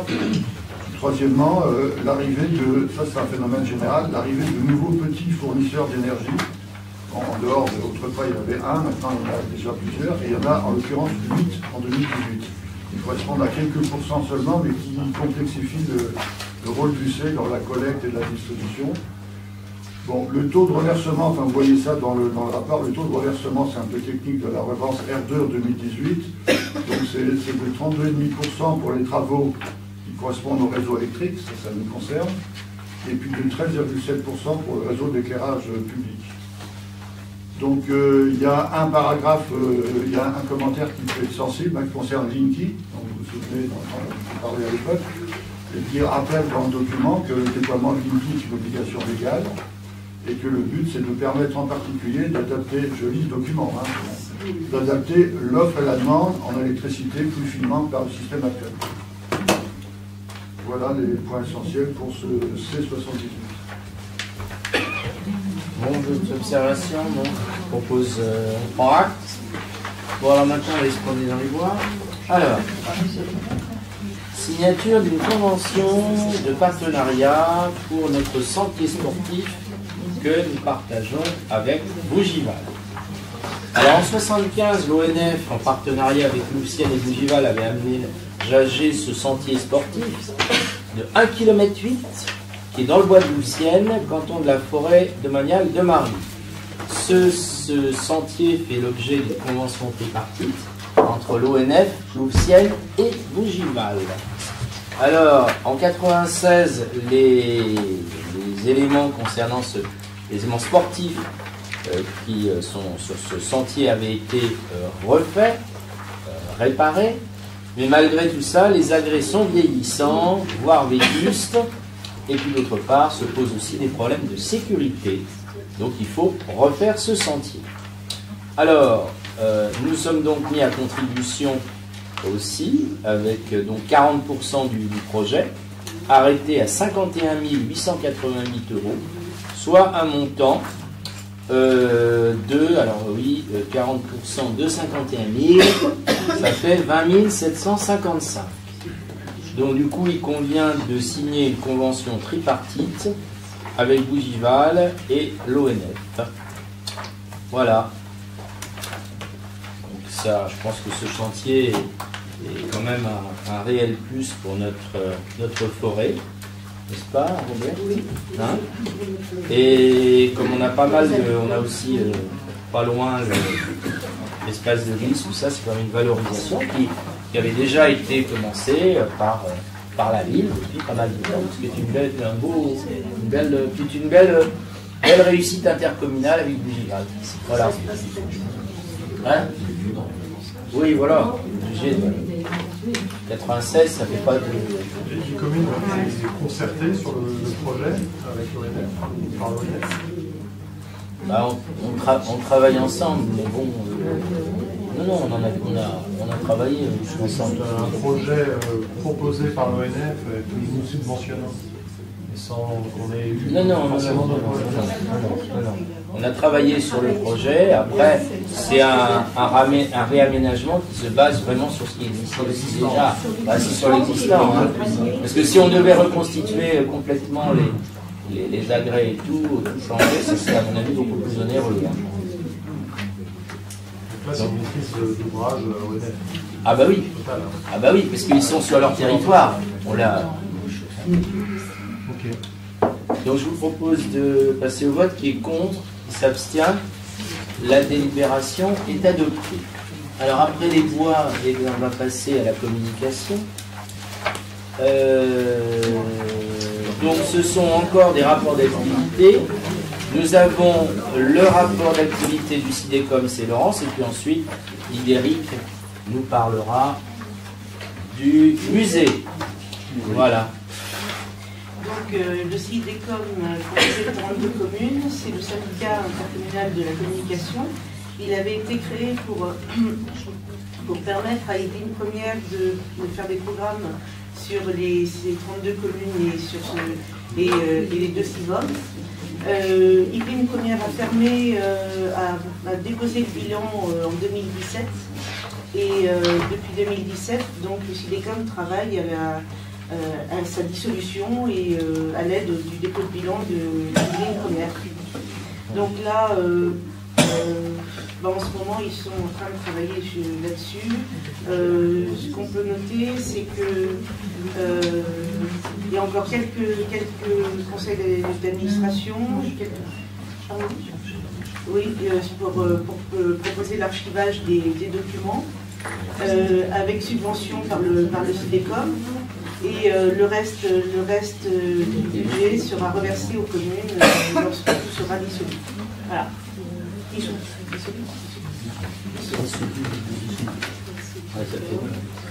Et donc, normalement, Lucienne devrait retrouver avoir un versement d'environ 2 000 € par rapport au versement individuel de chaque habitant.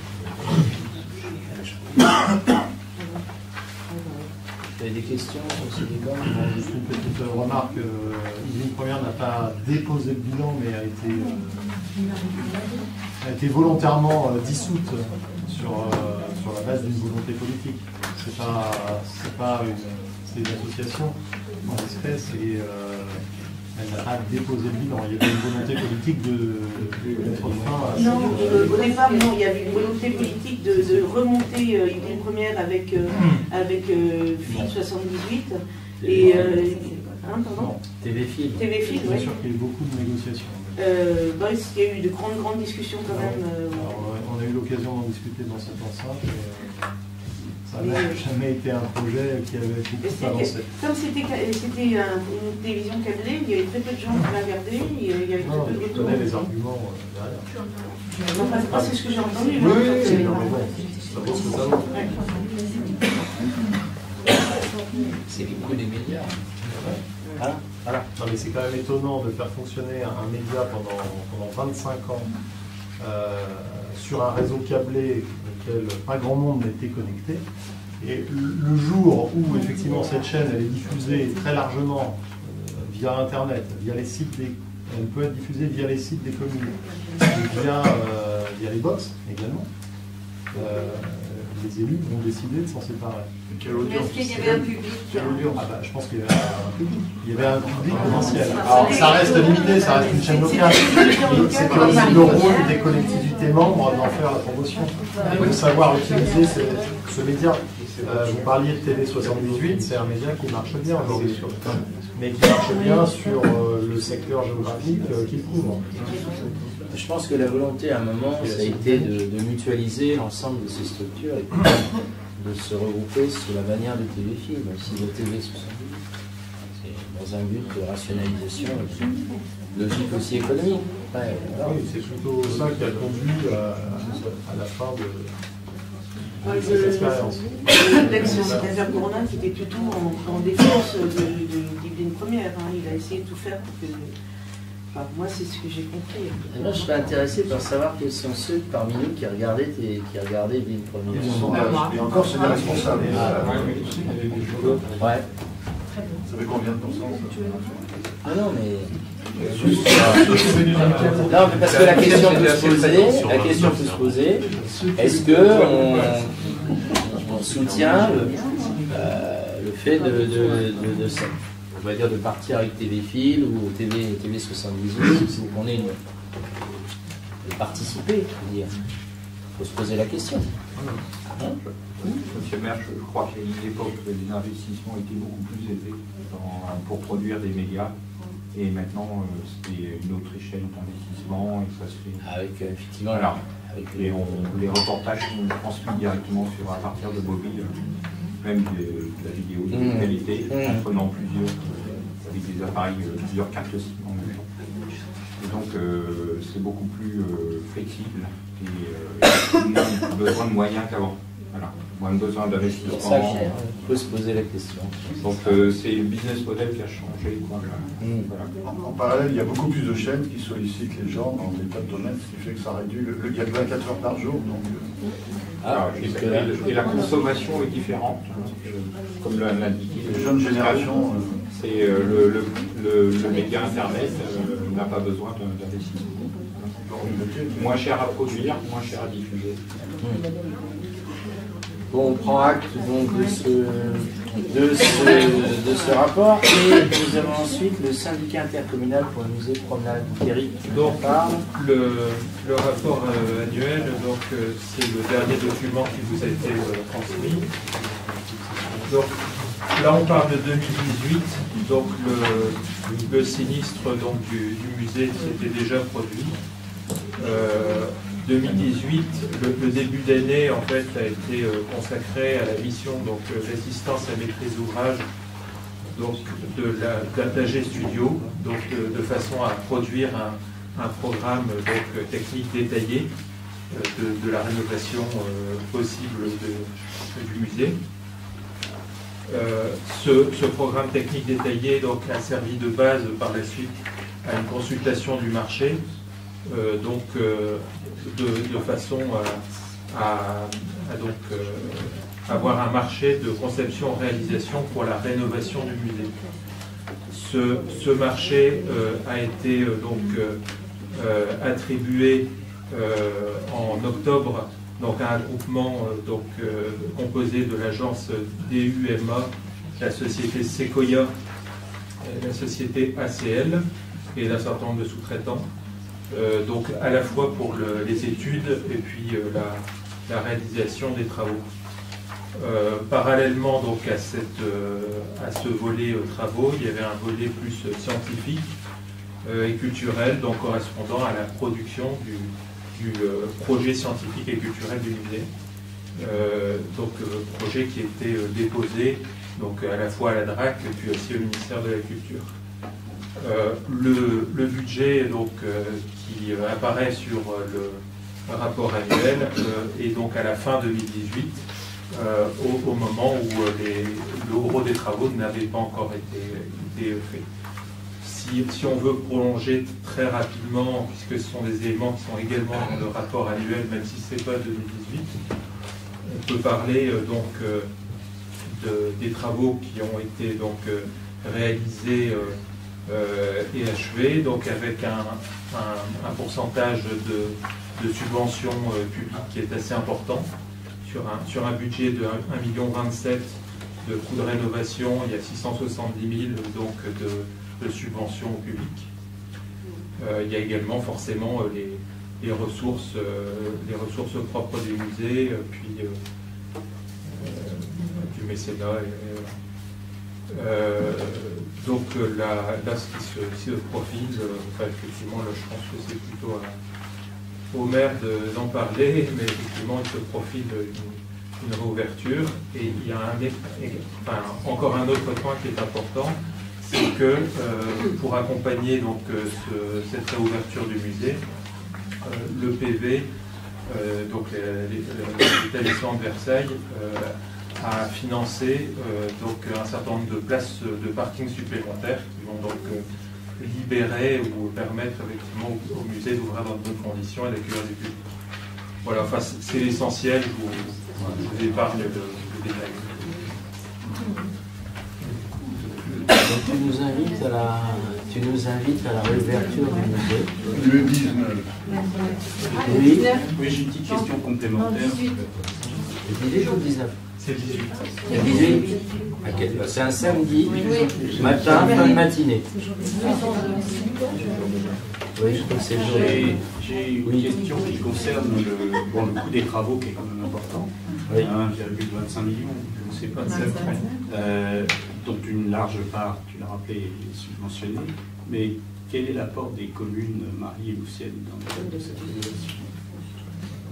Elles ont continué à payer leur subvention comme d'habitude, leur quote part, 2 tiers, 1 tiers. à peu près, au nombre d'habitants.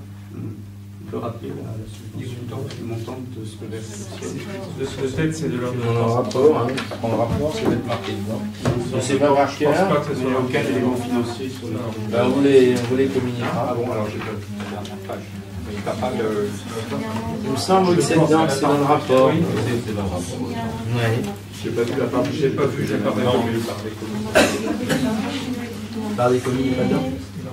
Mais c'est 2 tiers, 1 tiers. Oui, c'est 2 tiers. Hein, 2 tiers, 1 tiers. Oui, D'accord. Bah, je sais pas 2 tiers de la somme totale qui est. Je pense que c'est de l'ordre de 100 000 € Oui. pour la commune industrielle. Ah bah oui, c'est ça. sur 2 exercices. Sur 2 ou 3, c'est 4. Non, par an. Par an.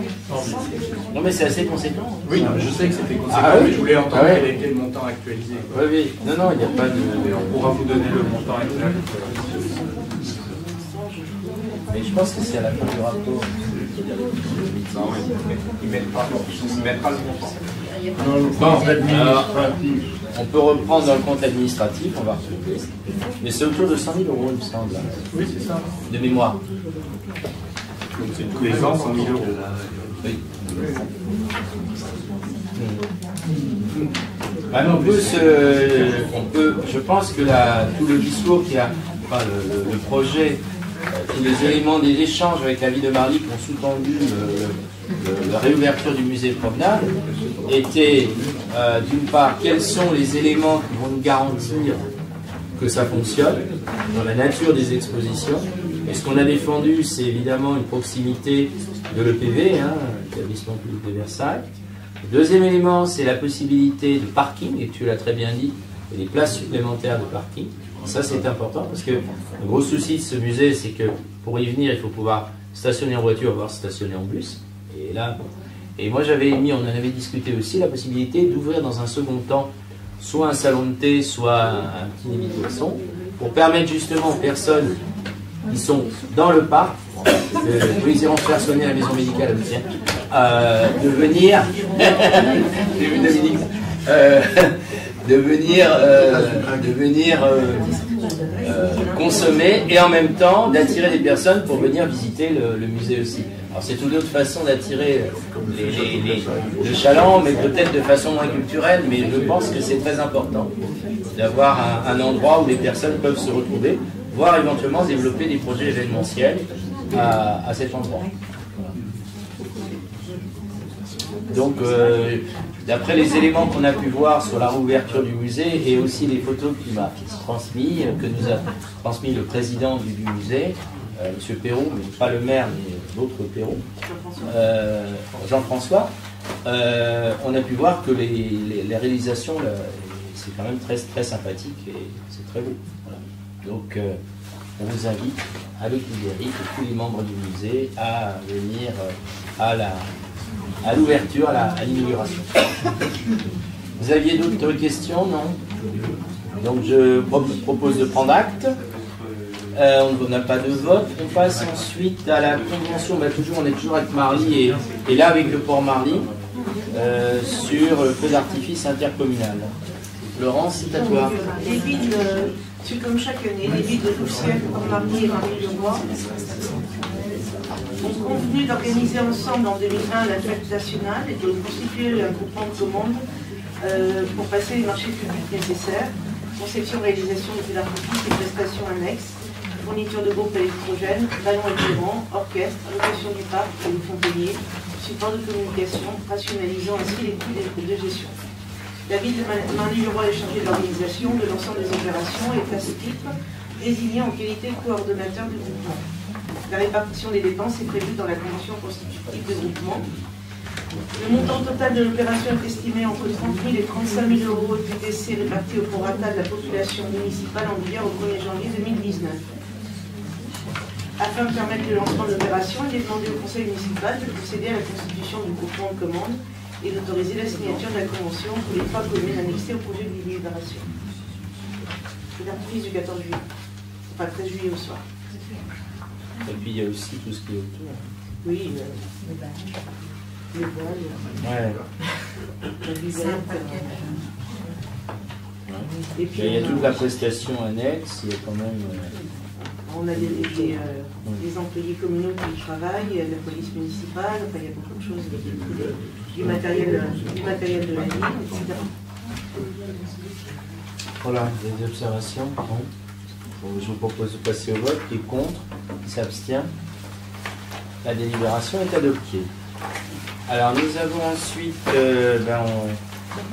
on part, c'est encore toi, on part des œuvres.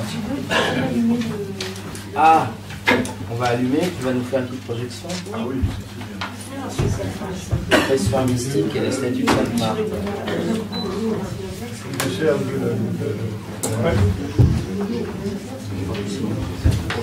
Regarde s'il y a une image dans l'ordinateur. Oui, oui, oui. On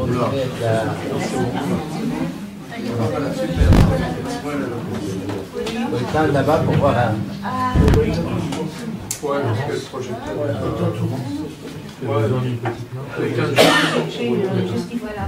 C'est quoi celui-là? Attendez, il faut que je trouve. Alors, il y a quelques années, 7 œuvres qui étaient en place dans l'église Saint-Martin-de-Fiel ont été placées en dépôt au musée Promenade, afin de les protéger d'éventuels vols ou de dégradations.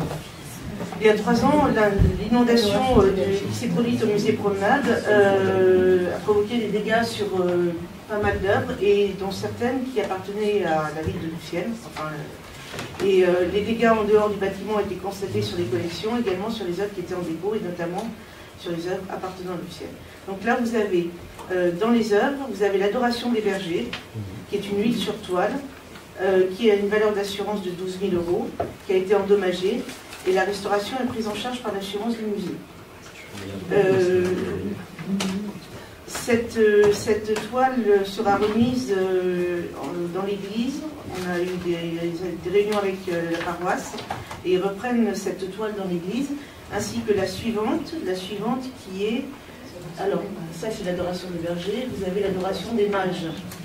L'adoration des mages, c'est aussi une toile du XVIIe siècle, huile sur toile, qui a aussi une valeur d'assurance de 12 000 €, qui est aussi endommagée, qui va être aussi restaurée et prise en charge par l'assurance du musée. Les photos, c'était avant l'inondation ou c'est depuis? Oui, oui. Ah oui. Donc ensuite vous avez Sainte Geneviève gardant ses moutons.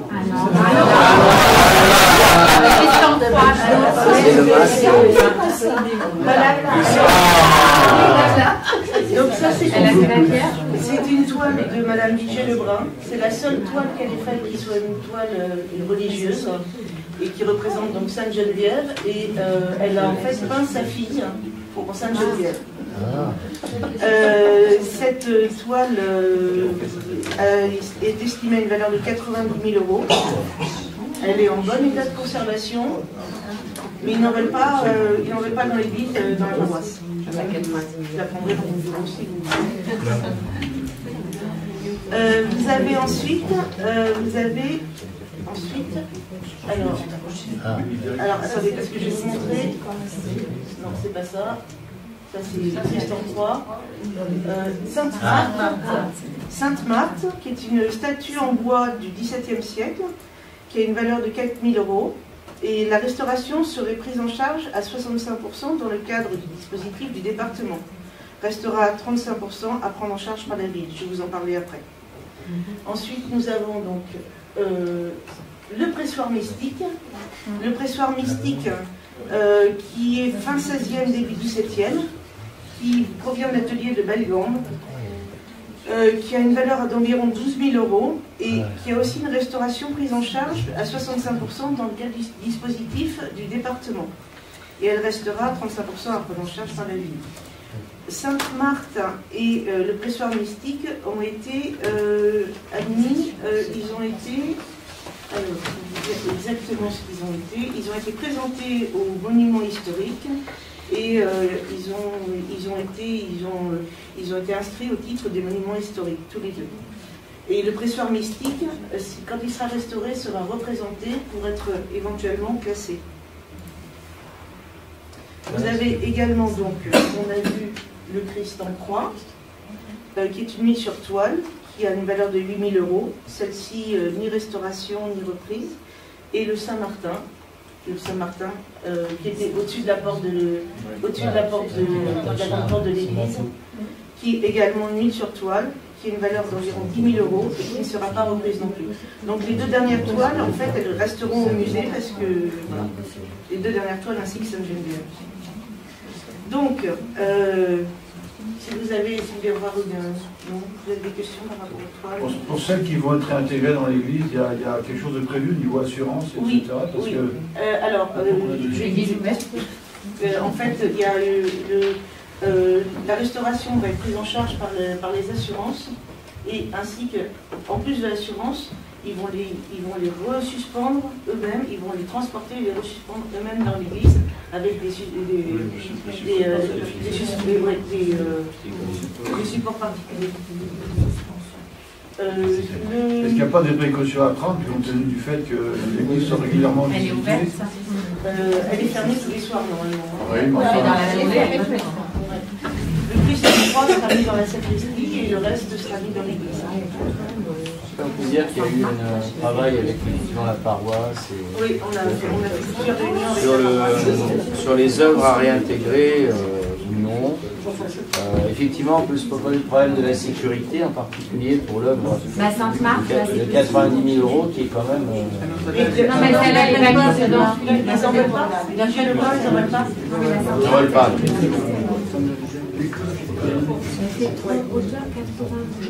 Et donc les œuvres pouvant bénéficier du dispositif restauration des patrimoines historiques du département, c'est-à-dire ce que vous avez vu, le pressoir mystique, qui, je vous le remets si vous voulez, voilà, ici, et la statue de Sainte-Marthe, et qui sont aussi donc l'inscription au titre des monuments historiques. Ces deux œuvres seront prises en charge par le département au titre de leur dispositif de restauration des patrimoines historiques.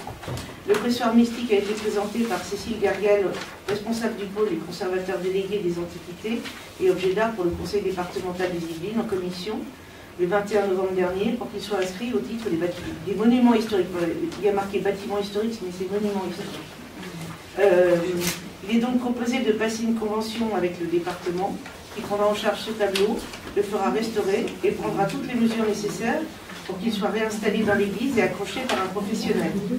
L'opération sera subventionnée à hauteur de 65% par le département qui fait l'avance des frais. Le solde, 35%, sera refacturé à la ville à l'année N+1. Même dispositif pour la statue de Sainte-Marthe. Des assurances, ça, la restauration? Jamais. Cela, c'est pas une restauration de dégradation, c'est une restauration. Ah, ça, c'est pas dû à la dégradation. C'est pas dû à l'inondation. C'est pas dû à l'inondation, c'est parce qu'ils sont au titre des monuments historiques. Non, mais ça aurait pu. Non, parce que l'assurance ne va pas dire je vais prendre en charge.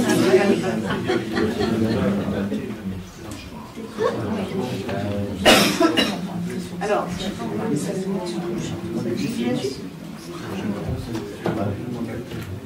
et Laurence, c'est que les femmes prendre la figure.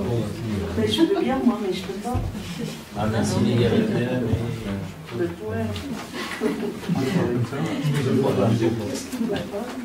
Ah, merci. Est-ce que vous avez des questions? Alors, oui, vous.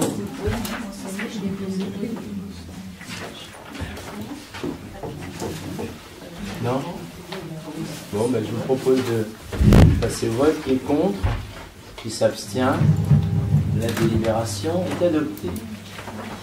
Alors ensuite, une petite délibération concernant le tableau des effectifs. Comme souvent, nous avons une modification, je vous propose une modification du tableau des effectifs qui nous permet de recruter un juriste qui va nous être bien utile compte tenu des évolutions juridiques de l'activité de nos collectivités. Donc vous avez une modification avec un attaché principal à temps complet qui est supprimé au profit d'un emploi créé d'un attaché à temps complet. Voilà. Emploi pourvu par un agent non titulaire, l'Italie correspondant, figurant au budget 012 de la ville. Pas d'observation. Je propose de passer au vote. Qui est contre? Qui s'abstient? La délibération est adoptée. Alors je continue avec le groupement de commandes. Donc on a toujours le marché de groupement de produits d'entretien, hygiène et petits matériels de la ville.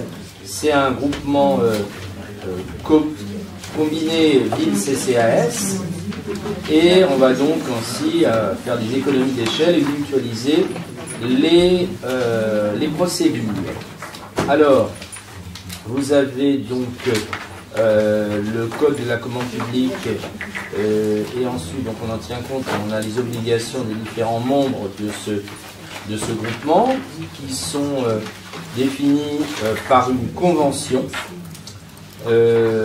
avec dans le cadre de cette convention la ville de Louvciennes qui est chargée d'assurer l'ensemble des opérations de passation de l'accord cadre.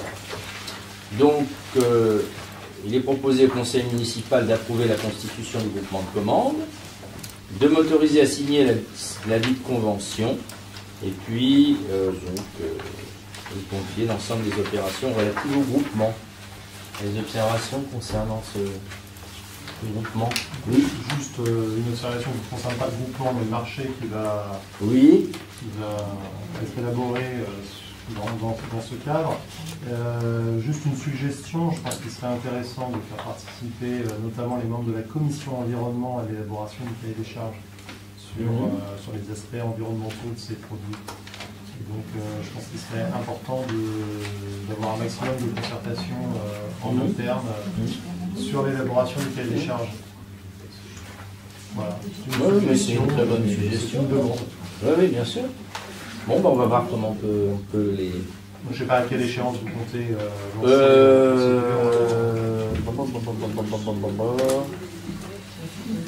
ça va aller assez vite, donc il faut qu'on voit. Non, on va regarder. Je pense que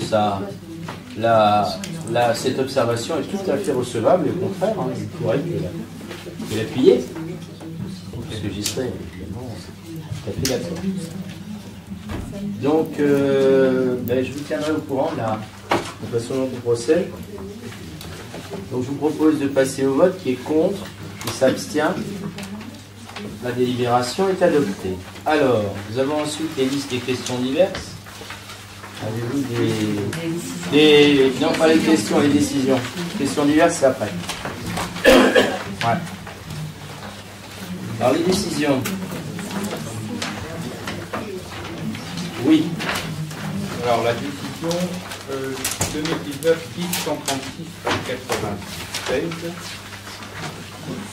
c'est au sujet de la réalisation d'un cheminement piéton en béton désactivé. Oui, c'est la quelle page? Page 96. Et c'est la 136. Oui. Ouais. On avait eu le débat en juin. Oui. Et vous aviez conclu le débat en proposant de passer sur un revêtement perméable, puisqu'on est le long de la zone humide. Pourquoi on a décidé finalement de passer en béton désactivé, qui est un béton imperméable?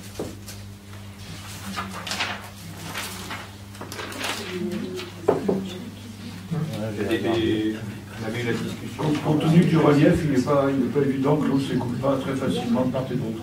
Ça ne paraît pas un problème majeur. Si tu vas sur place, en dehors des arbres, ce qui pose plus de problème, c'est la distance d'arbres, et puis surtout la circulation qui va très vite, qui ne respecte pas la vitesse à côté.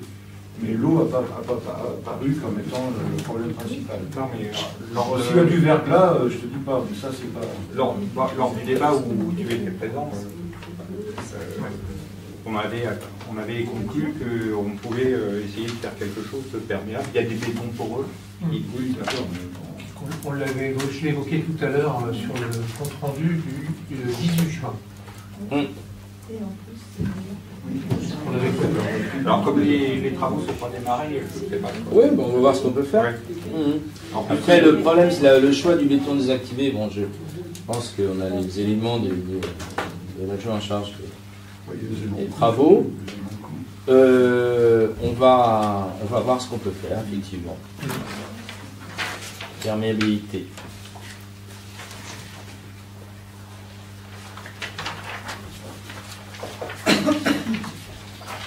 La remarque est entendue, on tiendra informé. Vous avez d'autres? Oui. Deux demandes de précision sur les décisions relatives à l'urbanisme et aux contentieux qui sont mentionnés, les décisions numéro 147 et 148. 147 et 148. Oui, ça concerne l'affaire de la GUC. D'accord, c'est la GUC les deux. Ouais, c'est la GUC les deux. Le cabinet Seban est en charge de ce dossier. D'accord, c'est deux contentieux distincts. Oui, il y a deux contentieux distincts. Un contentieux concernant de Louvciennois à titre individuel et l'autre concernant une association et une personne. Merci. Merci. Pas de problème. D'autres observations, non? Bon. Face aux questions diverses. questions diverses? Oui, il y en avait deux que j'avais. Oui, d'accord. J'avais reposé la question une nouvelle fois sur la trésorerie. Oui. Et puis, l'autre question, ça faisait suite à la commission des finances. Je souhaitais avoir les éléments concernant le dossier où on réclamerait les 1,2 million d'euros concernant les droits de mutation unitaires. D'accord, tu veux en parler? Exactement, c'est une histoire de taxes additionnelles aux droits d'enregistrement. L'histoire remonte à 2002. La société SA Louvcienne Développement devait réaliser sur un terrain qu'elle avait acquis des bureaux et des locaux commerciaux. Elle avait un délai de 4 ans pour effectuer ses travaux. En contrepartie, elle a bénéficié d'une exonération de cette fameuse taxe additionnelle au droit d'enregistrement. Alors son délai de construction a été prorogé fort longtemps, faut dire. Et puis en 2010, l'administration fiscale a finalement demandé le paiement de ces fameux droits d'enregistrement. Donc la société en question a versé plus de 4 millions d'euros. En tout, ça fait à peu près 4,5 millions. Et à la DGFiP. Et l'État a ensuite reversé à la commune une quote-part qui est une somme de plus de 1 million d'euros. 1 127 329, très exactement. Or, en juillet 2018, le tribunal de grande instance de Versailles a condamné la DGFiP à rembourser ces sommes à la société qui vient aujourd'hui au droit de la société d'origine Louvcienne Développement. C'est qui? C'est la société LD Investissement. La lettre L, la lettre D. Louvcienne Développement. Mais entre-temps, ils ont fait du... Bon, ils ont changé quelques petites choses. C'était la prévoyance. Voilà, donc la DGFiP a donc été condamnée à rembourser. Elle a interjeté appel de ce jugement et donc l'affaire est pendante devant la cour d'appel. Dans le même temps, du coup, la DDFiP a transmis à la commune de Louvcienne une demande pour la restitution des sommes perçues, évidemment.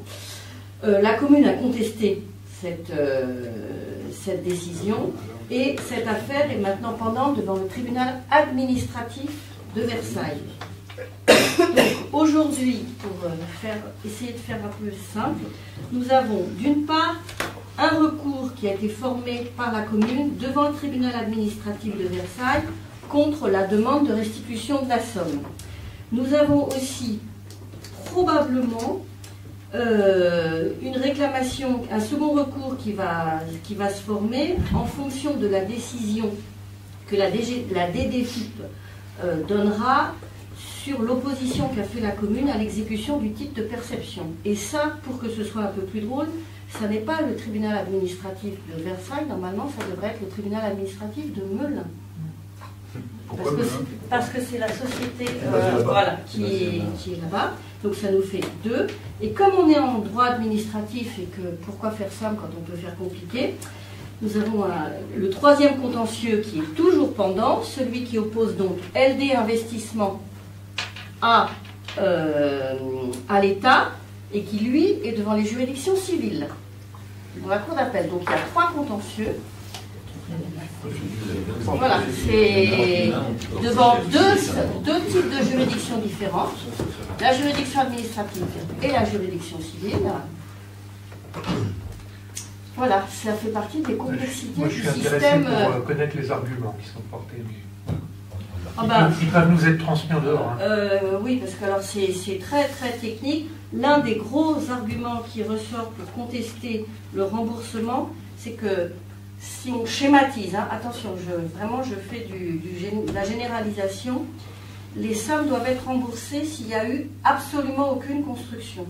Or, il y a un débat sur le fait de dire, y a-t-il eu aucune construction ou y a-t-il eu un début de construction, et ce début de construction permet-il d'éviter le remboursement? Mais là, c'est affaire de spécialistes spécialisés.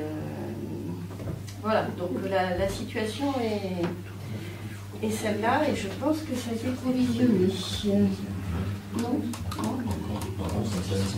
Oui, ça vient de sortir, c'est vrai. Bah, ça sera provisionné.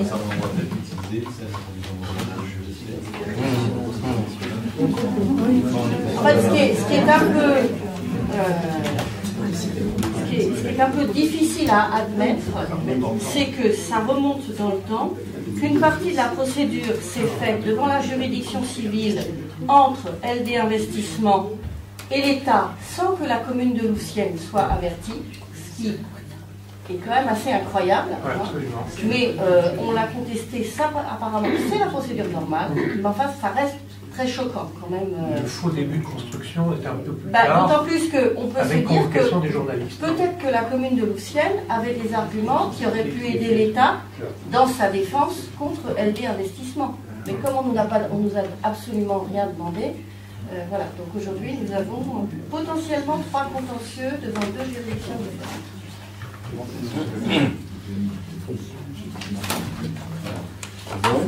Et la réponse à ta deuxième question, Philippe, la raison de deuxième question, au 19 décembre, la trésorerie était de 5, trésorerie brute était de 5 850 000. Comme ça, à ça, il faut enlever 1,7 million de la TLE, 584 000 pour la provision Maurice. Là-dessus, on sera peut-être content de retrouver celle-là. Ce qui fait une trésorerie nette, on va dire, de 3,5 millions. C'est à quelle date, tu disais? 13 décembre. Non, 19 décembre. 19 décembre. Aujourd'hui. C'est après Godet. Donc ça inclut bien quand même les 1,9 million qu'on a touché pour la vente de Godet. Donc c'est pas quelque chose, effectivement. Quand on voit ce qui tombe là encore, donc quand même pas. Bon, vous aviez d'autres choses à dire? Bon, c'est bon. Si, j'ai une question tout à l'heure, on a un peu parlé de la communauté d'agglomération. Oui. Donc on avait évoqué dans un précédent conseil oui. Le peu d'informations dont on disposait. Oui, j'ai du rapport d'activité. J'ai transmis cette demande, je n'ai actuellement encore aucune réponse. J'ai transmis votre demande. Un peu plus de la réalité de ce qu'il faut dire l'agglomération. Comment? Il n'y a pas eu de rapport d'activité. Il y a eu un rapport qui est consultable par tout le monde, mais est-ce qu'il répond au formalisme d'un... Si c'est pour dire qui est adhérent... Enfin, ils n'ont pas osé le mettre sur leur site. En tout cas, si j'ai quelque chose à vous fournir, je vous le fournirai avec plaisir. Pour le moment, j'ai renouvelé cette demande. C'est une obligation légale de faire un rapport d'activité tous les ans et c'est rappelé sur leur site. Il y a une copie dessus de la CABS. Bon, je vous propose donc de clore ce conseil, et puis s'il y a des questions dans l'assistance. Non? Ah. Mais si par rapport au syndicat d'énergie des Yvelines, vous avez rappelé qu'il y avait commission au point de commande pour les bornes, le déploiement des bornes de recharge. Oui. Donc alors concrètement, à Louvciennes, les 2 bornes de recharge qui étaient prévues d'être installées pour les quand? Je crois que ça vient d'être ça. Si tu vas à la gare, ça déjà. Moi j'en vois une qui clignote à côté là. Ah bah, je l'ai vu ce soir. Hein. Écoute Jean-Marie, c'est bien parce que je l'ai vu ce soir clignoter et je dis ça y est, enfin elle va être. Parce qu'elles ont été mises en place, mais elles n'étaient pas connectées. Descendant, je crois que tu vas. Donc c'est récent. C'est très récent. C'est peut-être notre cadeau de Noël. Voilà, bah écoutez, je vous remercie, je vous souhaite à toutes et à tous de très bonnes fêtes de Noël. Et je vous dis donc à l'année prochaine. Voilà.